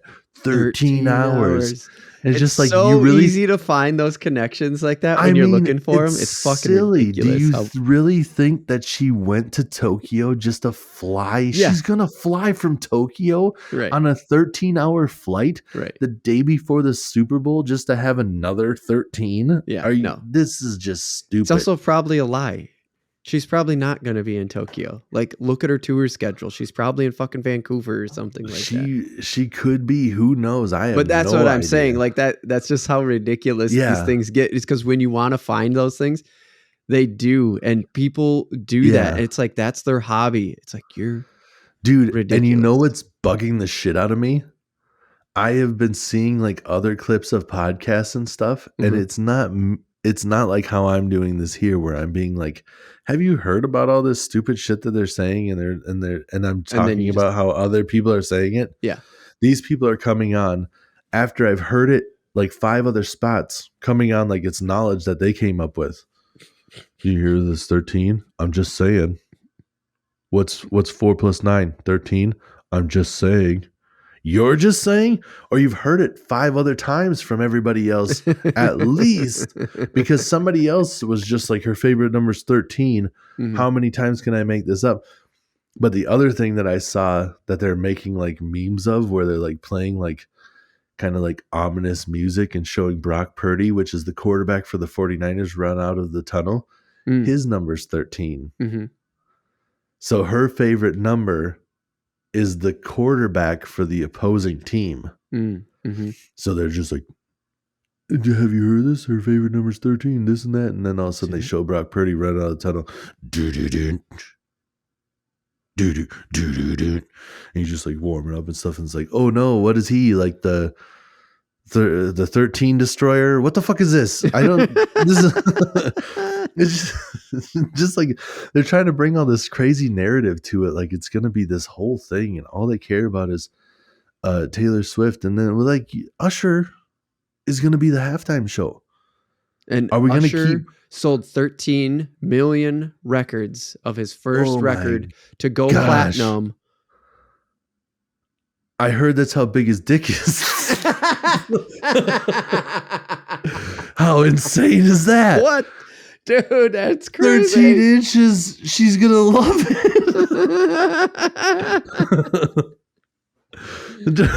It's just so stupid. Everything. What size is Usher's feet?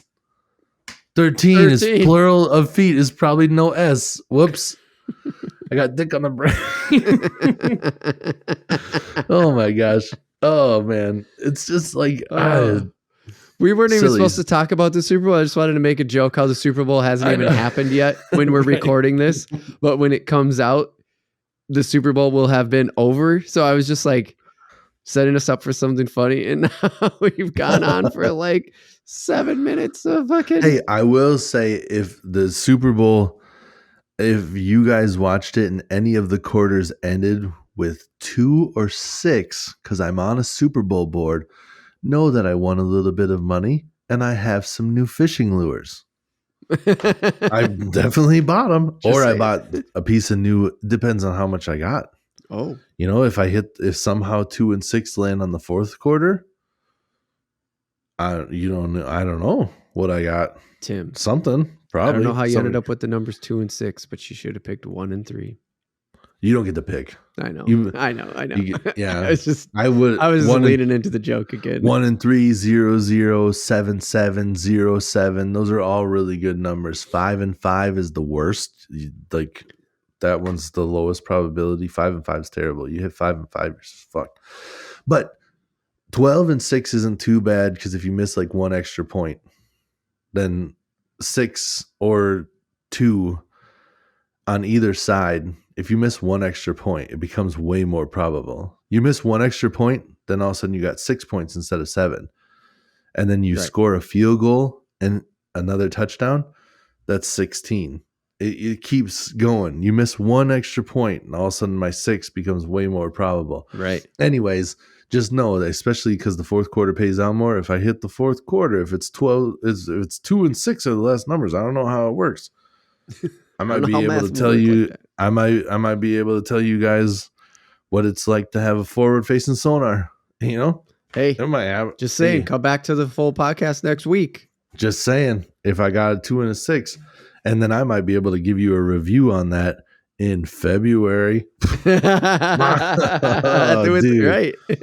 Full circle. All these callbacks. Good stuff. Also, clip this one out. Isn't it crazy how the Super Bowl went into halftime tied at 13-13? What the fuck, dude? I know, right? And then 13 Ghosts is a movie with Elizabeth Banks. No, not Elizabeth Banks. Is it Elizabeth something, isn't it? You can say whatever you want. It doesn't matter. It's all made up anyway. Elizabeth Banks was that lady that was in Pitch Perfect. Pitch Perfect is like you're hitting a note that probably has something to do with 13. All right, just dude. Start yelling out people and just somebody hears that they go, he's right. Yeah. I heard it on the internet. He is right. I swear it. Okay, let's jump into basketball stuff because you got a lot on your mind. You keep sending me these clips. So I'm just going to kick it off with one thing because I think you can go quick about this. You keep sending me clips on Instagram, and I'm not a huge basketball fan. I love watching it from the sidelines. You know, like I love to be in. You've created me into a like sideline observer of basketball, and I keep seeing the ridiculous scores on the tickers. And I'm like, what the fuck? Is nobody playing defense? What is going on? And then you keep sending me Wolves playing D. And I'm like, Yep. fucking A, look at that shit. It is so holding thick. most teams like around the 100 mark. You know, like some people aren't hitting 100 against us. Others are like around 100. When like you're looking at these other takers where it's like 135 to 137. Yeah. Some people are hitting like 150, 140. Oh my God. It's not happening against us for the most part. Some of the games still are. Also, I'd like to take this opportunity real quick to say if anybody hears this that is a Wolves fan that is out there every time we lose, which hasn't been a lot this season, every time they lose, they just be like, this is the worst team ever. Oh my God, we fucking suck. I can't fucking stand you people. Losses are going to happen. I'll tell you this. In the 2015-2016 season, I believe that was the one, the Warriors set the record at 73 wins and 9 losses on the regular season. Mm-hmm. They only lost 9 times that whole season. That's fucking wild. Do you know who one of those losses were to? The Timberwolves in Golden State, and we were like a 30-win team. Yeah. I was going to say, did anybody sit there saying we're the worst team ever? We're one of the worst teams in the NBA at that time based off of win percentage. I'm looking at the ticker. I literally am like watching our standings and just being like, don't be last in the division. Not the whole West. We are the first in the West right now. Right now. Then right now, currently right now, yep, we're the first in the West with our win over Milwaukee last night, who was second in the East. I think they got surpassed with the loss we handed to them last night. What up? Nice. What up? But and part of the reason that they fell down is because of their coaching. I'm gonna get into that because what the shit. But we were like, I just didn't want us to be last in like whatever the hell our division is. I forget. I don't remember the names of the divisions like I do in football. You're right. Because it's like because there's the East and the West, and then there's 3 divisions in the East and the West, right? Yeah, we're like the Northwest or some shit or Midwest. But I don't know what the hell we are. East and West is split up into 3 parts, right? Yeah. Okay. Yeah. It's like in ours, it's like OKC and Portland and Denver and somebody else. So like we have like a murderer's row of the West in our actual division. Right. Because those are the 3 people. We have the same record right now currently, but we hold the tiebreaker, I think. Really? Yeah, I think. Holy shit. I think maybe we're 1 game above OKC, and then I think the Clippers the Clippers, I think we're 1 game above the Clippers, and I think Denver and OKC have the same record as us. But we hold the tiebreaker. Right. Or whatever, however it works. Yeah. So we're all at 35 wins, which when you hear this has probably changed. Right. You know? Yeah, of course. They play basketball like every other day. Yeah, it's crazy. Sometimes back to back. Sometimes you get like 2-day break, and then some days you'll play 2 games in a row, which has been a hindrance for some of the games where it's like, who decided this shit? Where like we play 1 game and then we got to travel to a different city. What? The next day. Yeah, where it's like road games back to back where you got to go to a different city that's in a crazy location. Just dumb.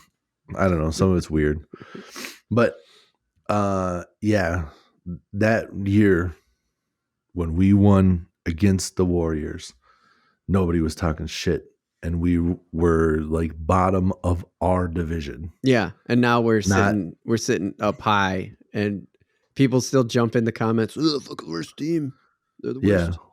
Worst team ever, even though. Because they're not putting up 150 a game. Yeah. Well, just because like we'll have a bad game and we won't score a lot of points. And then like a not great team will put up a bunch of points against us. And they're like, we can't beat a good team or a bad team. But a good team. Well, it's like the bad teams know how good we are, and they're playing their faces off. Right. And our guys are taking their foot off the pedal a little bit. But also, it's basketball. Not everybody is a lights out shooter every single night. Yeah. The other night we lost to the Bulls. A couple of those guys couldn't fucking miss. Oh, really? The Milwaukee hot, huh? game, the Milwaukee game looked a lot better than it should have because they had some white dude off the bench, and I forget what his name Rando. is. Yeah, I forget what his name was. It's like some hillbilly, whatever. Not rando, but he was good in college, and I don't know what he's really done in the pros. Mm-hmm. Lights out, dude. They tossed him the ball, and he was draining 3 after 3. Like, it was like he couldn't miss. Damn. He almost hit 30 points. He had a career high. Mm. And that was still, we beat them by 30 points, but they made Yep. it look better than it was. Like, they should have never even came close to breaking 100. And that guy was shooting lights out because Right. they're on a big stage and they're trying to show what they can do and get Yeah. more playing time. Here's my opportunity. Yeah. And I'm he gonna was ball hot. out. And so there it was. And that's the same thing with the Bulls. There was some Kobe something. I don't know what his last name was. Mm-hmm. Has a big afro. I'm not familiar with this kid, but he put up like 35 points against us. And it was like he just couldn't miss that night. It just happens sometimes. Right. And we are the best defensive team in the league, and we couldn't stop him. It just happens. Yeah. So anyways, I just get perturbed when people are just like, we fucking suck. I hate it too. There's a couple of guys like, because I am a delivery driver. I said that in the first segment, but if you didn't watch that segment, I'm a delivery driver. I go to a lot of different spots. There's a couple of different spots that I got to pick up from when I go in there. Some of these people know that I like the Wolves and they watch the Wolves. And sometimes I walk in and they're like, Timberwolves fucking sucking dick. And just like, yeah, last night wasn't a great game. And they're just like, the one dude was like, I'm never going to watch a game again. And I'm just like, I pray that you don't and you never talk to me about basketball again. Just shut the fuck up. Right. God. We don't need to be this negative bullshit all the time. Just be like, we suck, don't we? And just be like, next game, bro. Yeah. Right. Sometimes I get mad about the stupid passes that they make and the turnovers make me mad. And I'm just like, can we just protect the ball during the game? Mm-hmm. I definitely talk shit when I'm watching the game. I'm like, stupid ass ref call. Oh, goddamn, he just threw away the ball. That's stupid. You know, I get mad because I want us to win. So I'm just like that coach, you know, where I'm just like, God damn, guys. Right. You can't be making that pass, you know? Yeah. But after the game is over, whatever, we lost. Move on. I'm not like the next day just being like, you see that stupid ass loss last night? How stupid was that? Just be like, right. And then on a good night, I'm assuming you go in and it's just like, good game last night, huh? Yeah, that's what I should do. Start walking in. You see that win last night? Fuck, we're the greatest. How about you shut the fuck up about losing? God dang, dude. Anyways, on to the Bucks. Real quick. And this is directly related to the game that the Wolves just played against them? No, not directly related to the game the Wolves played. The Wolves game had a little bit to do with it. But the coaching and all right. So I'll just start with this. Their coach, the one that they had in the beginning of the season, the one that had them second in the East behind Boston, who is the best team in the whole league. It's not like they're just the best in the East. They hit 40 wins tonight. Boston did? Yeah. Everybody in the East is a 3-way tie at 35. They're 5 games ahead of everybody. Jeez. And more than 5 games ahead, because I think the second place in the East is like 34 wins. Okay. So they're 5 games ahead of the 3 best teams in the West, and they're 6 games ahead of second place in the East. Right. So the coach for the Bucks was Adrian Griffin. Okay. And it says the Bucks' choice to fire first-year head coach Adrian Griffin on Tuesday was no overnight decision. Now, he was a first-year coach, but their team had acquired Damian Lillard. Sometimes it's a little bit hard to try to figure out how to get two guys working together well or whatever. Yeah. Second in the East still. They are the second team. Mm-hmm. Better than everybody else in the East except for Boston, who's playing better than everybody right now. Right. And they say it was born out of months of underwhelming play with internal concerns growing about the severe decline of their once elite defense, the flawed use of newcomer Damian Lillard, alongside franchise centerpiece Giannis Antetokounmpo, the Greek freak. You might not say it like that. You know, what's Greek sound like? Yeah, I don't like that. Ompa or whatever. Opa. Opa. Yeah.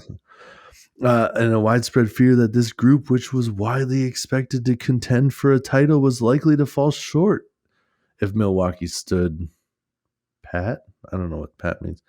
Anyways, this is from The Athletic, is what they're hitting on here. But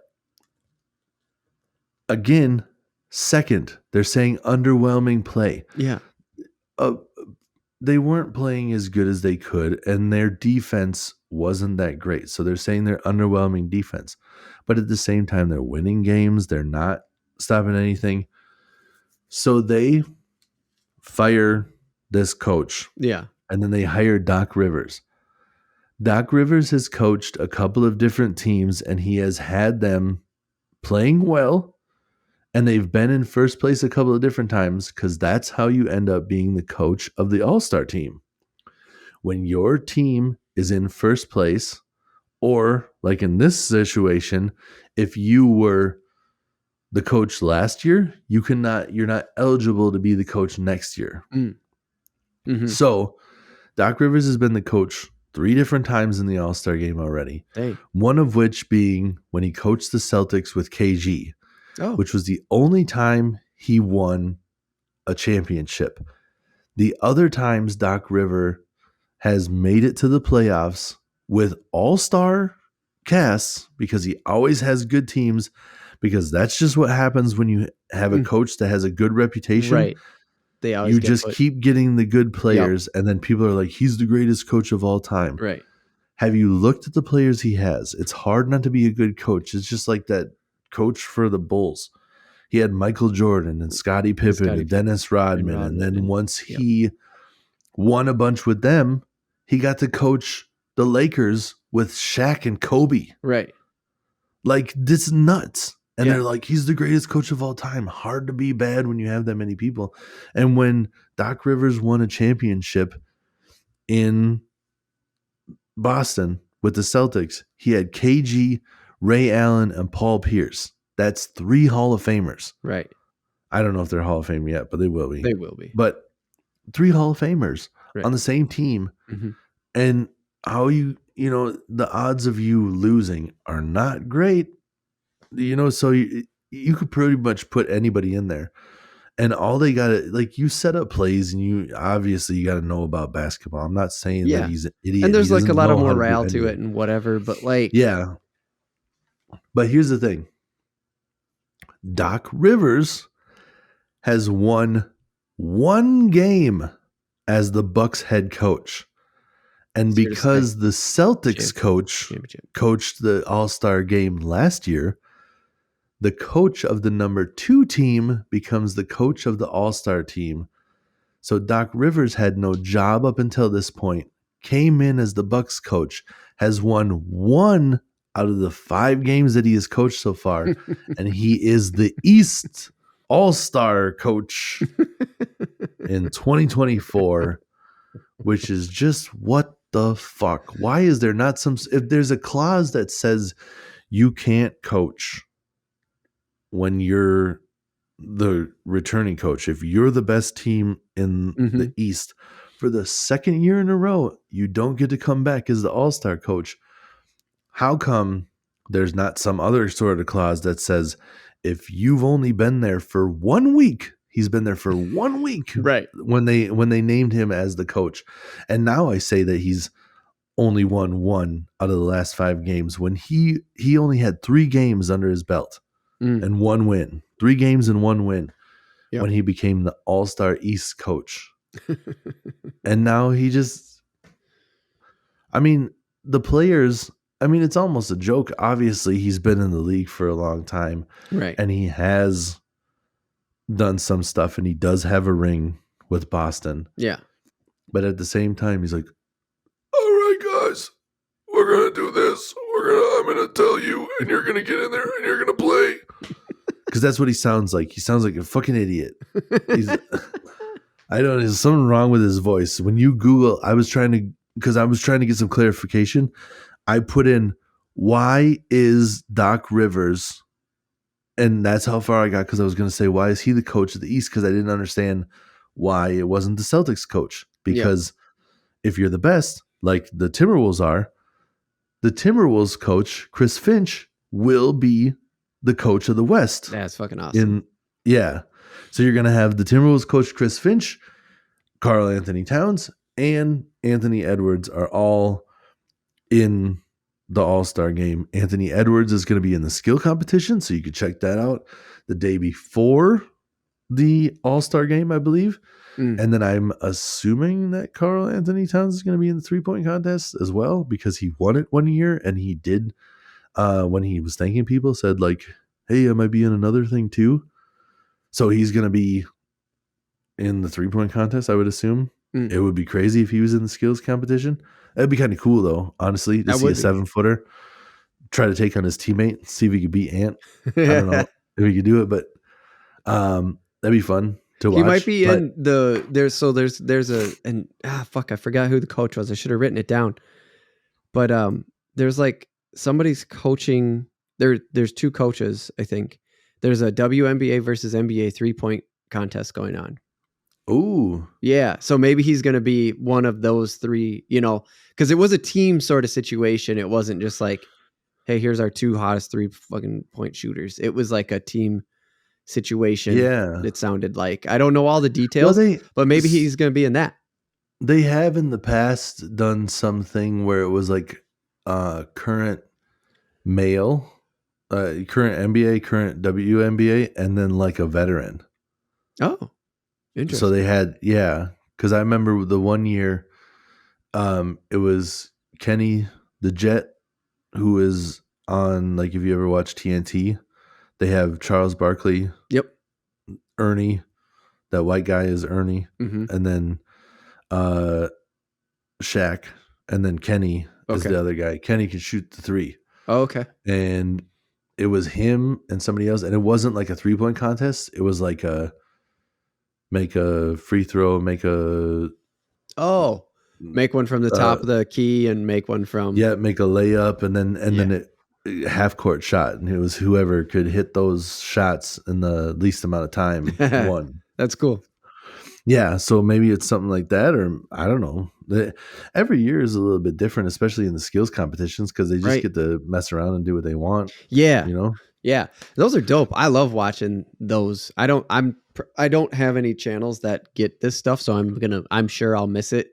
But did you see that court that they're playing on? No. Full LED court for the skills competition. The whole court? Whole fucking court, dude. It's changing. They have like different floors for different sets, and like it's fucking cool looking, dude. It is so sick. Sounds dope. Yeah, you got to just go to the NBA's YouTube channel. They have a video just out there. Like, check out the fucking floor. Nice. Whole thing's check LED, it out dude. for sure. It Hell yeah, looks so sick. I want to watch it. I saw some of that stuff where like the free throw line. I know it was like women's basketball overseas or something, where they were playing like the painted area of the like inside the free throw line was like LED screens, and oh really? They had stuff going on in there. Yeah, it was cool looking. But crazy. I don't remember what game that was or where it was. So that's going to be sick to see. I can't wait. They had like 4-pointer on the floor and shit, because like it would just pop up on the floor. Oh yeah. And if you shot from that circle, it'd be a 4-pointer. So I don't know what any of that is, because I've never seen the skills other than the dunk contest and the 3-point. Oh yeah. Well, the skills competition, like the one that Ant's going to be in, I think, is like there's kind of these. They're taller than cones, but for lack of a better description, it's like cones that you have to dribble around, and then you have to pass the ball into like an open hole. It's like a net. You basically got to chest pass it. Yep. Or I don't know if they tell you got to bounce pass it, or if you can just do whichever one. Chest pass makes more sense. So you dribble down the one way going through the cones, make the pass. If you miss the pass, you got to grab the ball and pass again. And then after you make that pass, you got to grab the ball, dribble down, do it again, and then you got to take it in for a layup or a dunk or whatever it happens to be on the other side. So it's that kind of deal where it's like, show that you can dribble, show that you can pass, dribble down the other way, pass, make the shot, and whoever does it fastest wins that competition. So it's like, show that you can do everything. Right. Basically. Yeah. That's kind of what I figured it was. Cat might have actually done that one year. Now that I'm thinking of it. That one year when he did the 3-point contest, he might have done both of them. But I don't know if he did the skills competition. Now, to do the skills, you have to be on the team too, right? Is that how it works? I don't think so. Okay. Like you could be I want to say drafted, but like you could be elected or voted into the skills competition, but not onto the team. Yeah, I think you have to like be invited. Like I think those kind of competitions, like if you're good at doing that stuff, then you are been recruited eligible. Almost, right? Like like the dunk contest. Right. The dudes out there that are just dunking are the ones that are making it into the dunk contest. They're not necessarily anywhere near being an all-star. And as a matter of fact, most all-stars don't do it. Don't which is something that has changed. Don't do the dunk contest, which is something that's changed from past years. Oh yeah. Which I wish would have been something that kept going on. It's almost been like the cool kids don't do that. Like, nah, we're in the all-star game. We don't do that dunk contest anymore. But you kids that can dunk, that aren't in the all-star game, can come and dunk and show us what you got. And it almost been like, I wish it wouldn't have been like that, because back in the day you had like Dominic Wilkins and Jordan and all these big the 90s guys. Were fucking, the dunk contest was the all-star game. They were just man. going 100%, and they were going off, and it was the best of the best. And it was like, I bet you LeBron could have threw down some dope dunks. He did in game, but I bet like if you let him get creative in there, he could have really threw down some good stuff. Yeah. But instead, you got some guys that have some crazy ups that are extremely talented dunkers. And now you do have guys like Zach LaVine, who is a borderline all-star, except for he got hurt this year. But he was so good in the dunk contest 2 years in a row when he was with us. Yeah. And then he, kind of became what everybody was hoping he would be. Yeah. Like on the court in regular season, you're talking about. He became that when solid scoring and stuff, third player at best, maybe second, but he's a real solid part of a good team.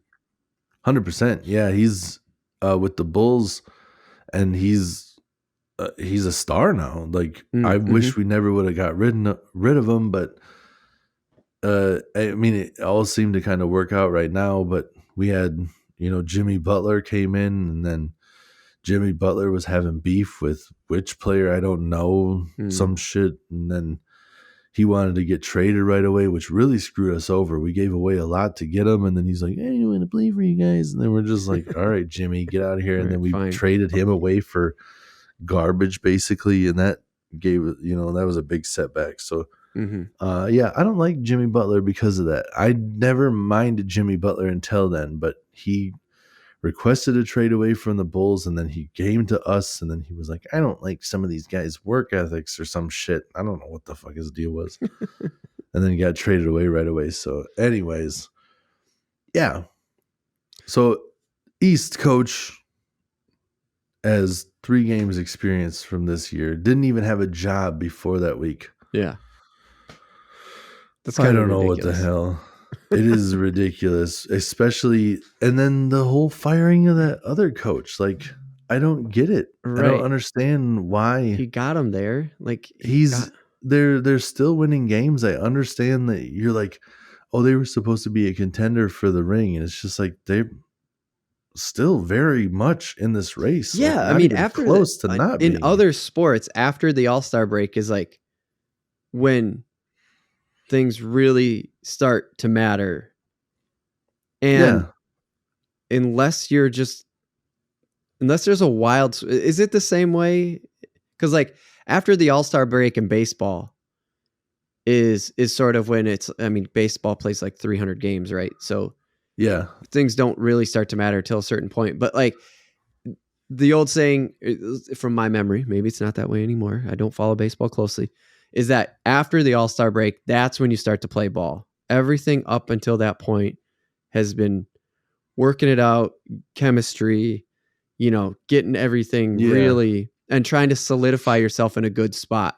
But everything that you do after the All-Star break matters.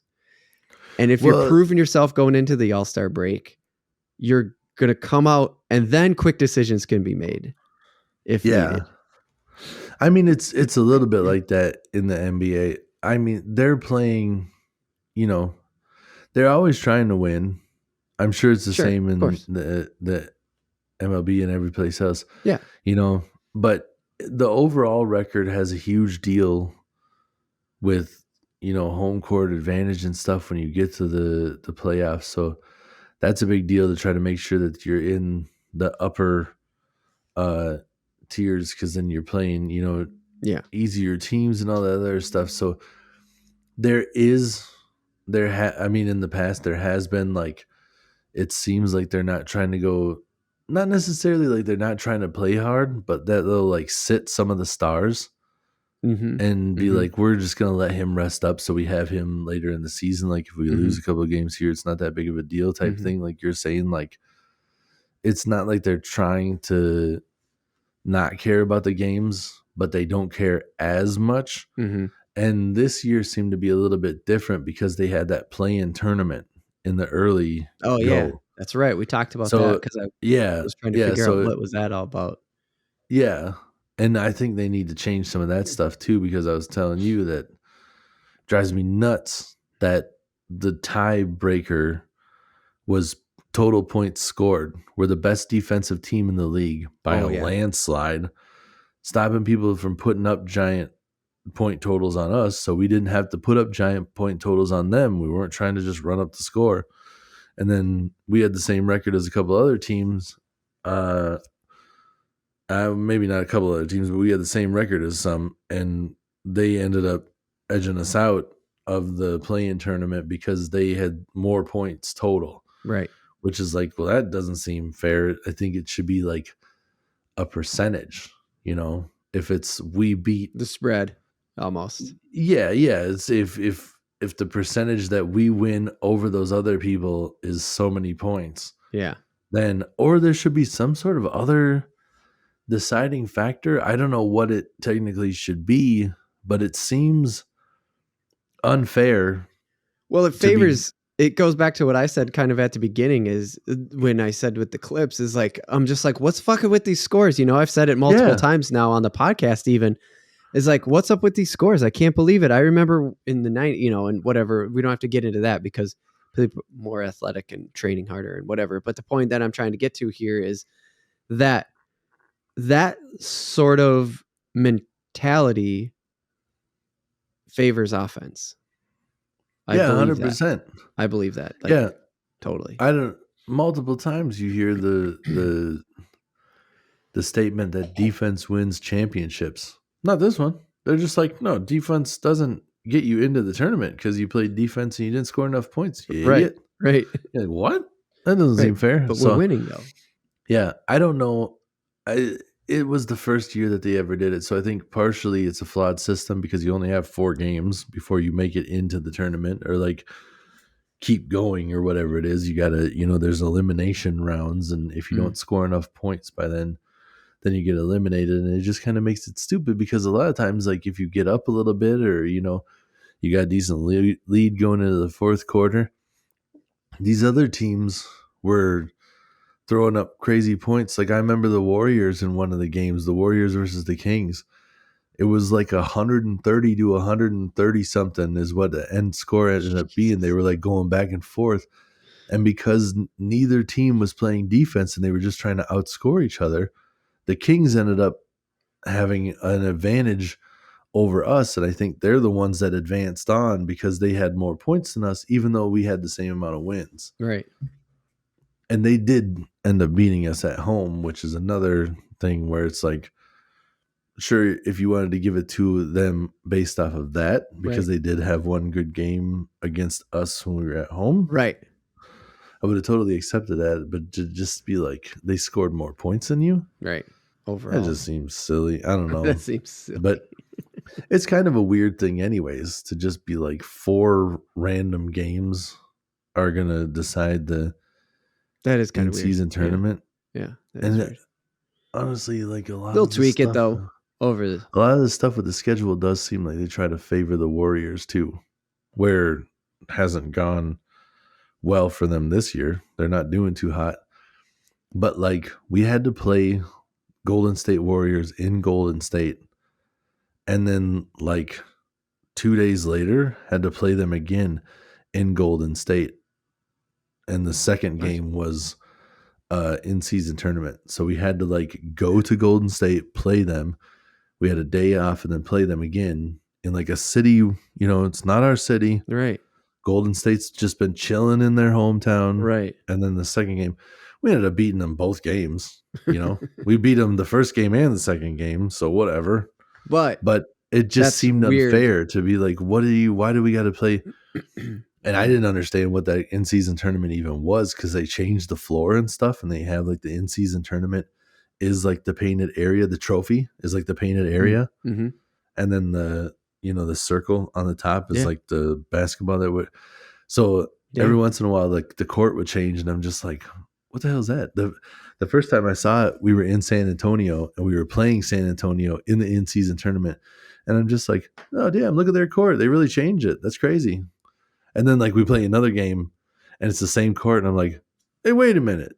These guys got the same court. What the hell is this all about? Oh. So I didn't even understand the in-season tournament until we were like 2 games in. Yeah. And then I'm like, all right, I need to figure out what the fuck is happening. That's wild. And actually, speaking of the floor thing, because I want to go back to the LED thing here before we wrap up quick. Oh, yeah. Is they don't actually play a game like that. Skills, it's all different stuff. Yeah. Like there's no 5-on-5 happening on that court. Right. So I think they're either going to take it down and then play the game, or they're going to cover it up with wood. They're playing on wood, right? Like, yeah, it'll be All-Star the game is going wood. to play on wood. Yeah. This LED thing is only for the skills thing, for fun. It's all like sections. They can take that down and put it back in pretty quick. Yeah. So I'm sure they'll take that one apart and then they'll put in the whole regular floor. Yeah. Right away. Yeah. So yeah, if you're watching, text me and let me know. That's how they did it. Show me in Golden State. That first game we played in Golden State was their regular court. 2 days later was that in-season tournament court. And that was a whole new floor. Whole different floor. Yeah. I know they can get pretty good at it, but like, I was just thinking skills. Yeah. So skills must be on Friday, Saturday, and then Sunday's the actual All-Star game. Sunday night is the All-Star game. Yeah. And they'll get it switched out. And Friday might be like pre-recorded stuff. They do some weird shit sometimes. I don't know if they do it this year, but one of them was, I remember one year it was like a hidden talent or whatever, or like just like a talent show. And I remember that's awesome. Victor Oladipo is just like singing. And just like pre-recorded, like in a studio, just singing a song. I'm just like, man, we took it sing. Then I'm wild. watching Masked Singer, and Victor Oladipo's on like second season or whatever. And I hear the voice, and I'm just like, "That's Victor Oladipo." And Shannon's like, "How do you know that?" And I'm like, "Skills competition." Oh hell yeah, dude! That's a great note to end on. What do you think? Yeah, dude, I'm right. good. I don't know what else to talk about without sounding repetitive. Yeah, no, I'm good. Oh. Also, one last thing, I guess we could end on this. Fuck James Harden. Fuck that guy. All right. And on that note, don't forget, subscribe, find us on Instagram and Twitter or Instagram and X and YouTube, all that shit. Look up Real AF TV, Real like Fishing Real. You're gonna find us because if you look up the Real That's right. AF TV, it finds us. Yep. Like, subscribe, wherever you can. Yep. Follow, because you think you can follow on Spotify now. I think that's what they call it. So Okay. that'd be cool to do that over there. Patreon, check us out on Patreon, patreon.com/RealAFTV. We're trying to grow this into something, but we need a little bit of funding for that. Yep. And contact. You can email us. realaf.tv/contact. You can hit us up on all the social medias. We'll talk to you. Yeah, that's right. If you want to find us on Instagram and just be like, James Harden does look like a bitch without his beard. I'll be like, you're right. He does, doesn't he? What an idiot. That was his look. Why did he change it? That's a dumb move. Well, he didn't shave off his beard now. I'm just saying before he had the beard, he looked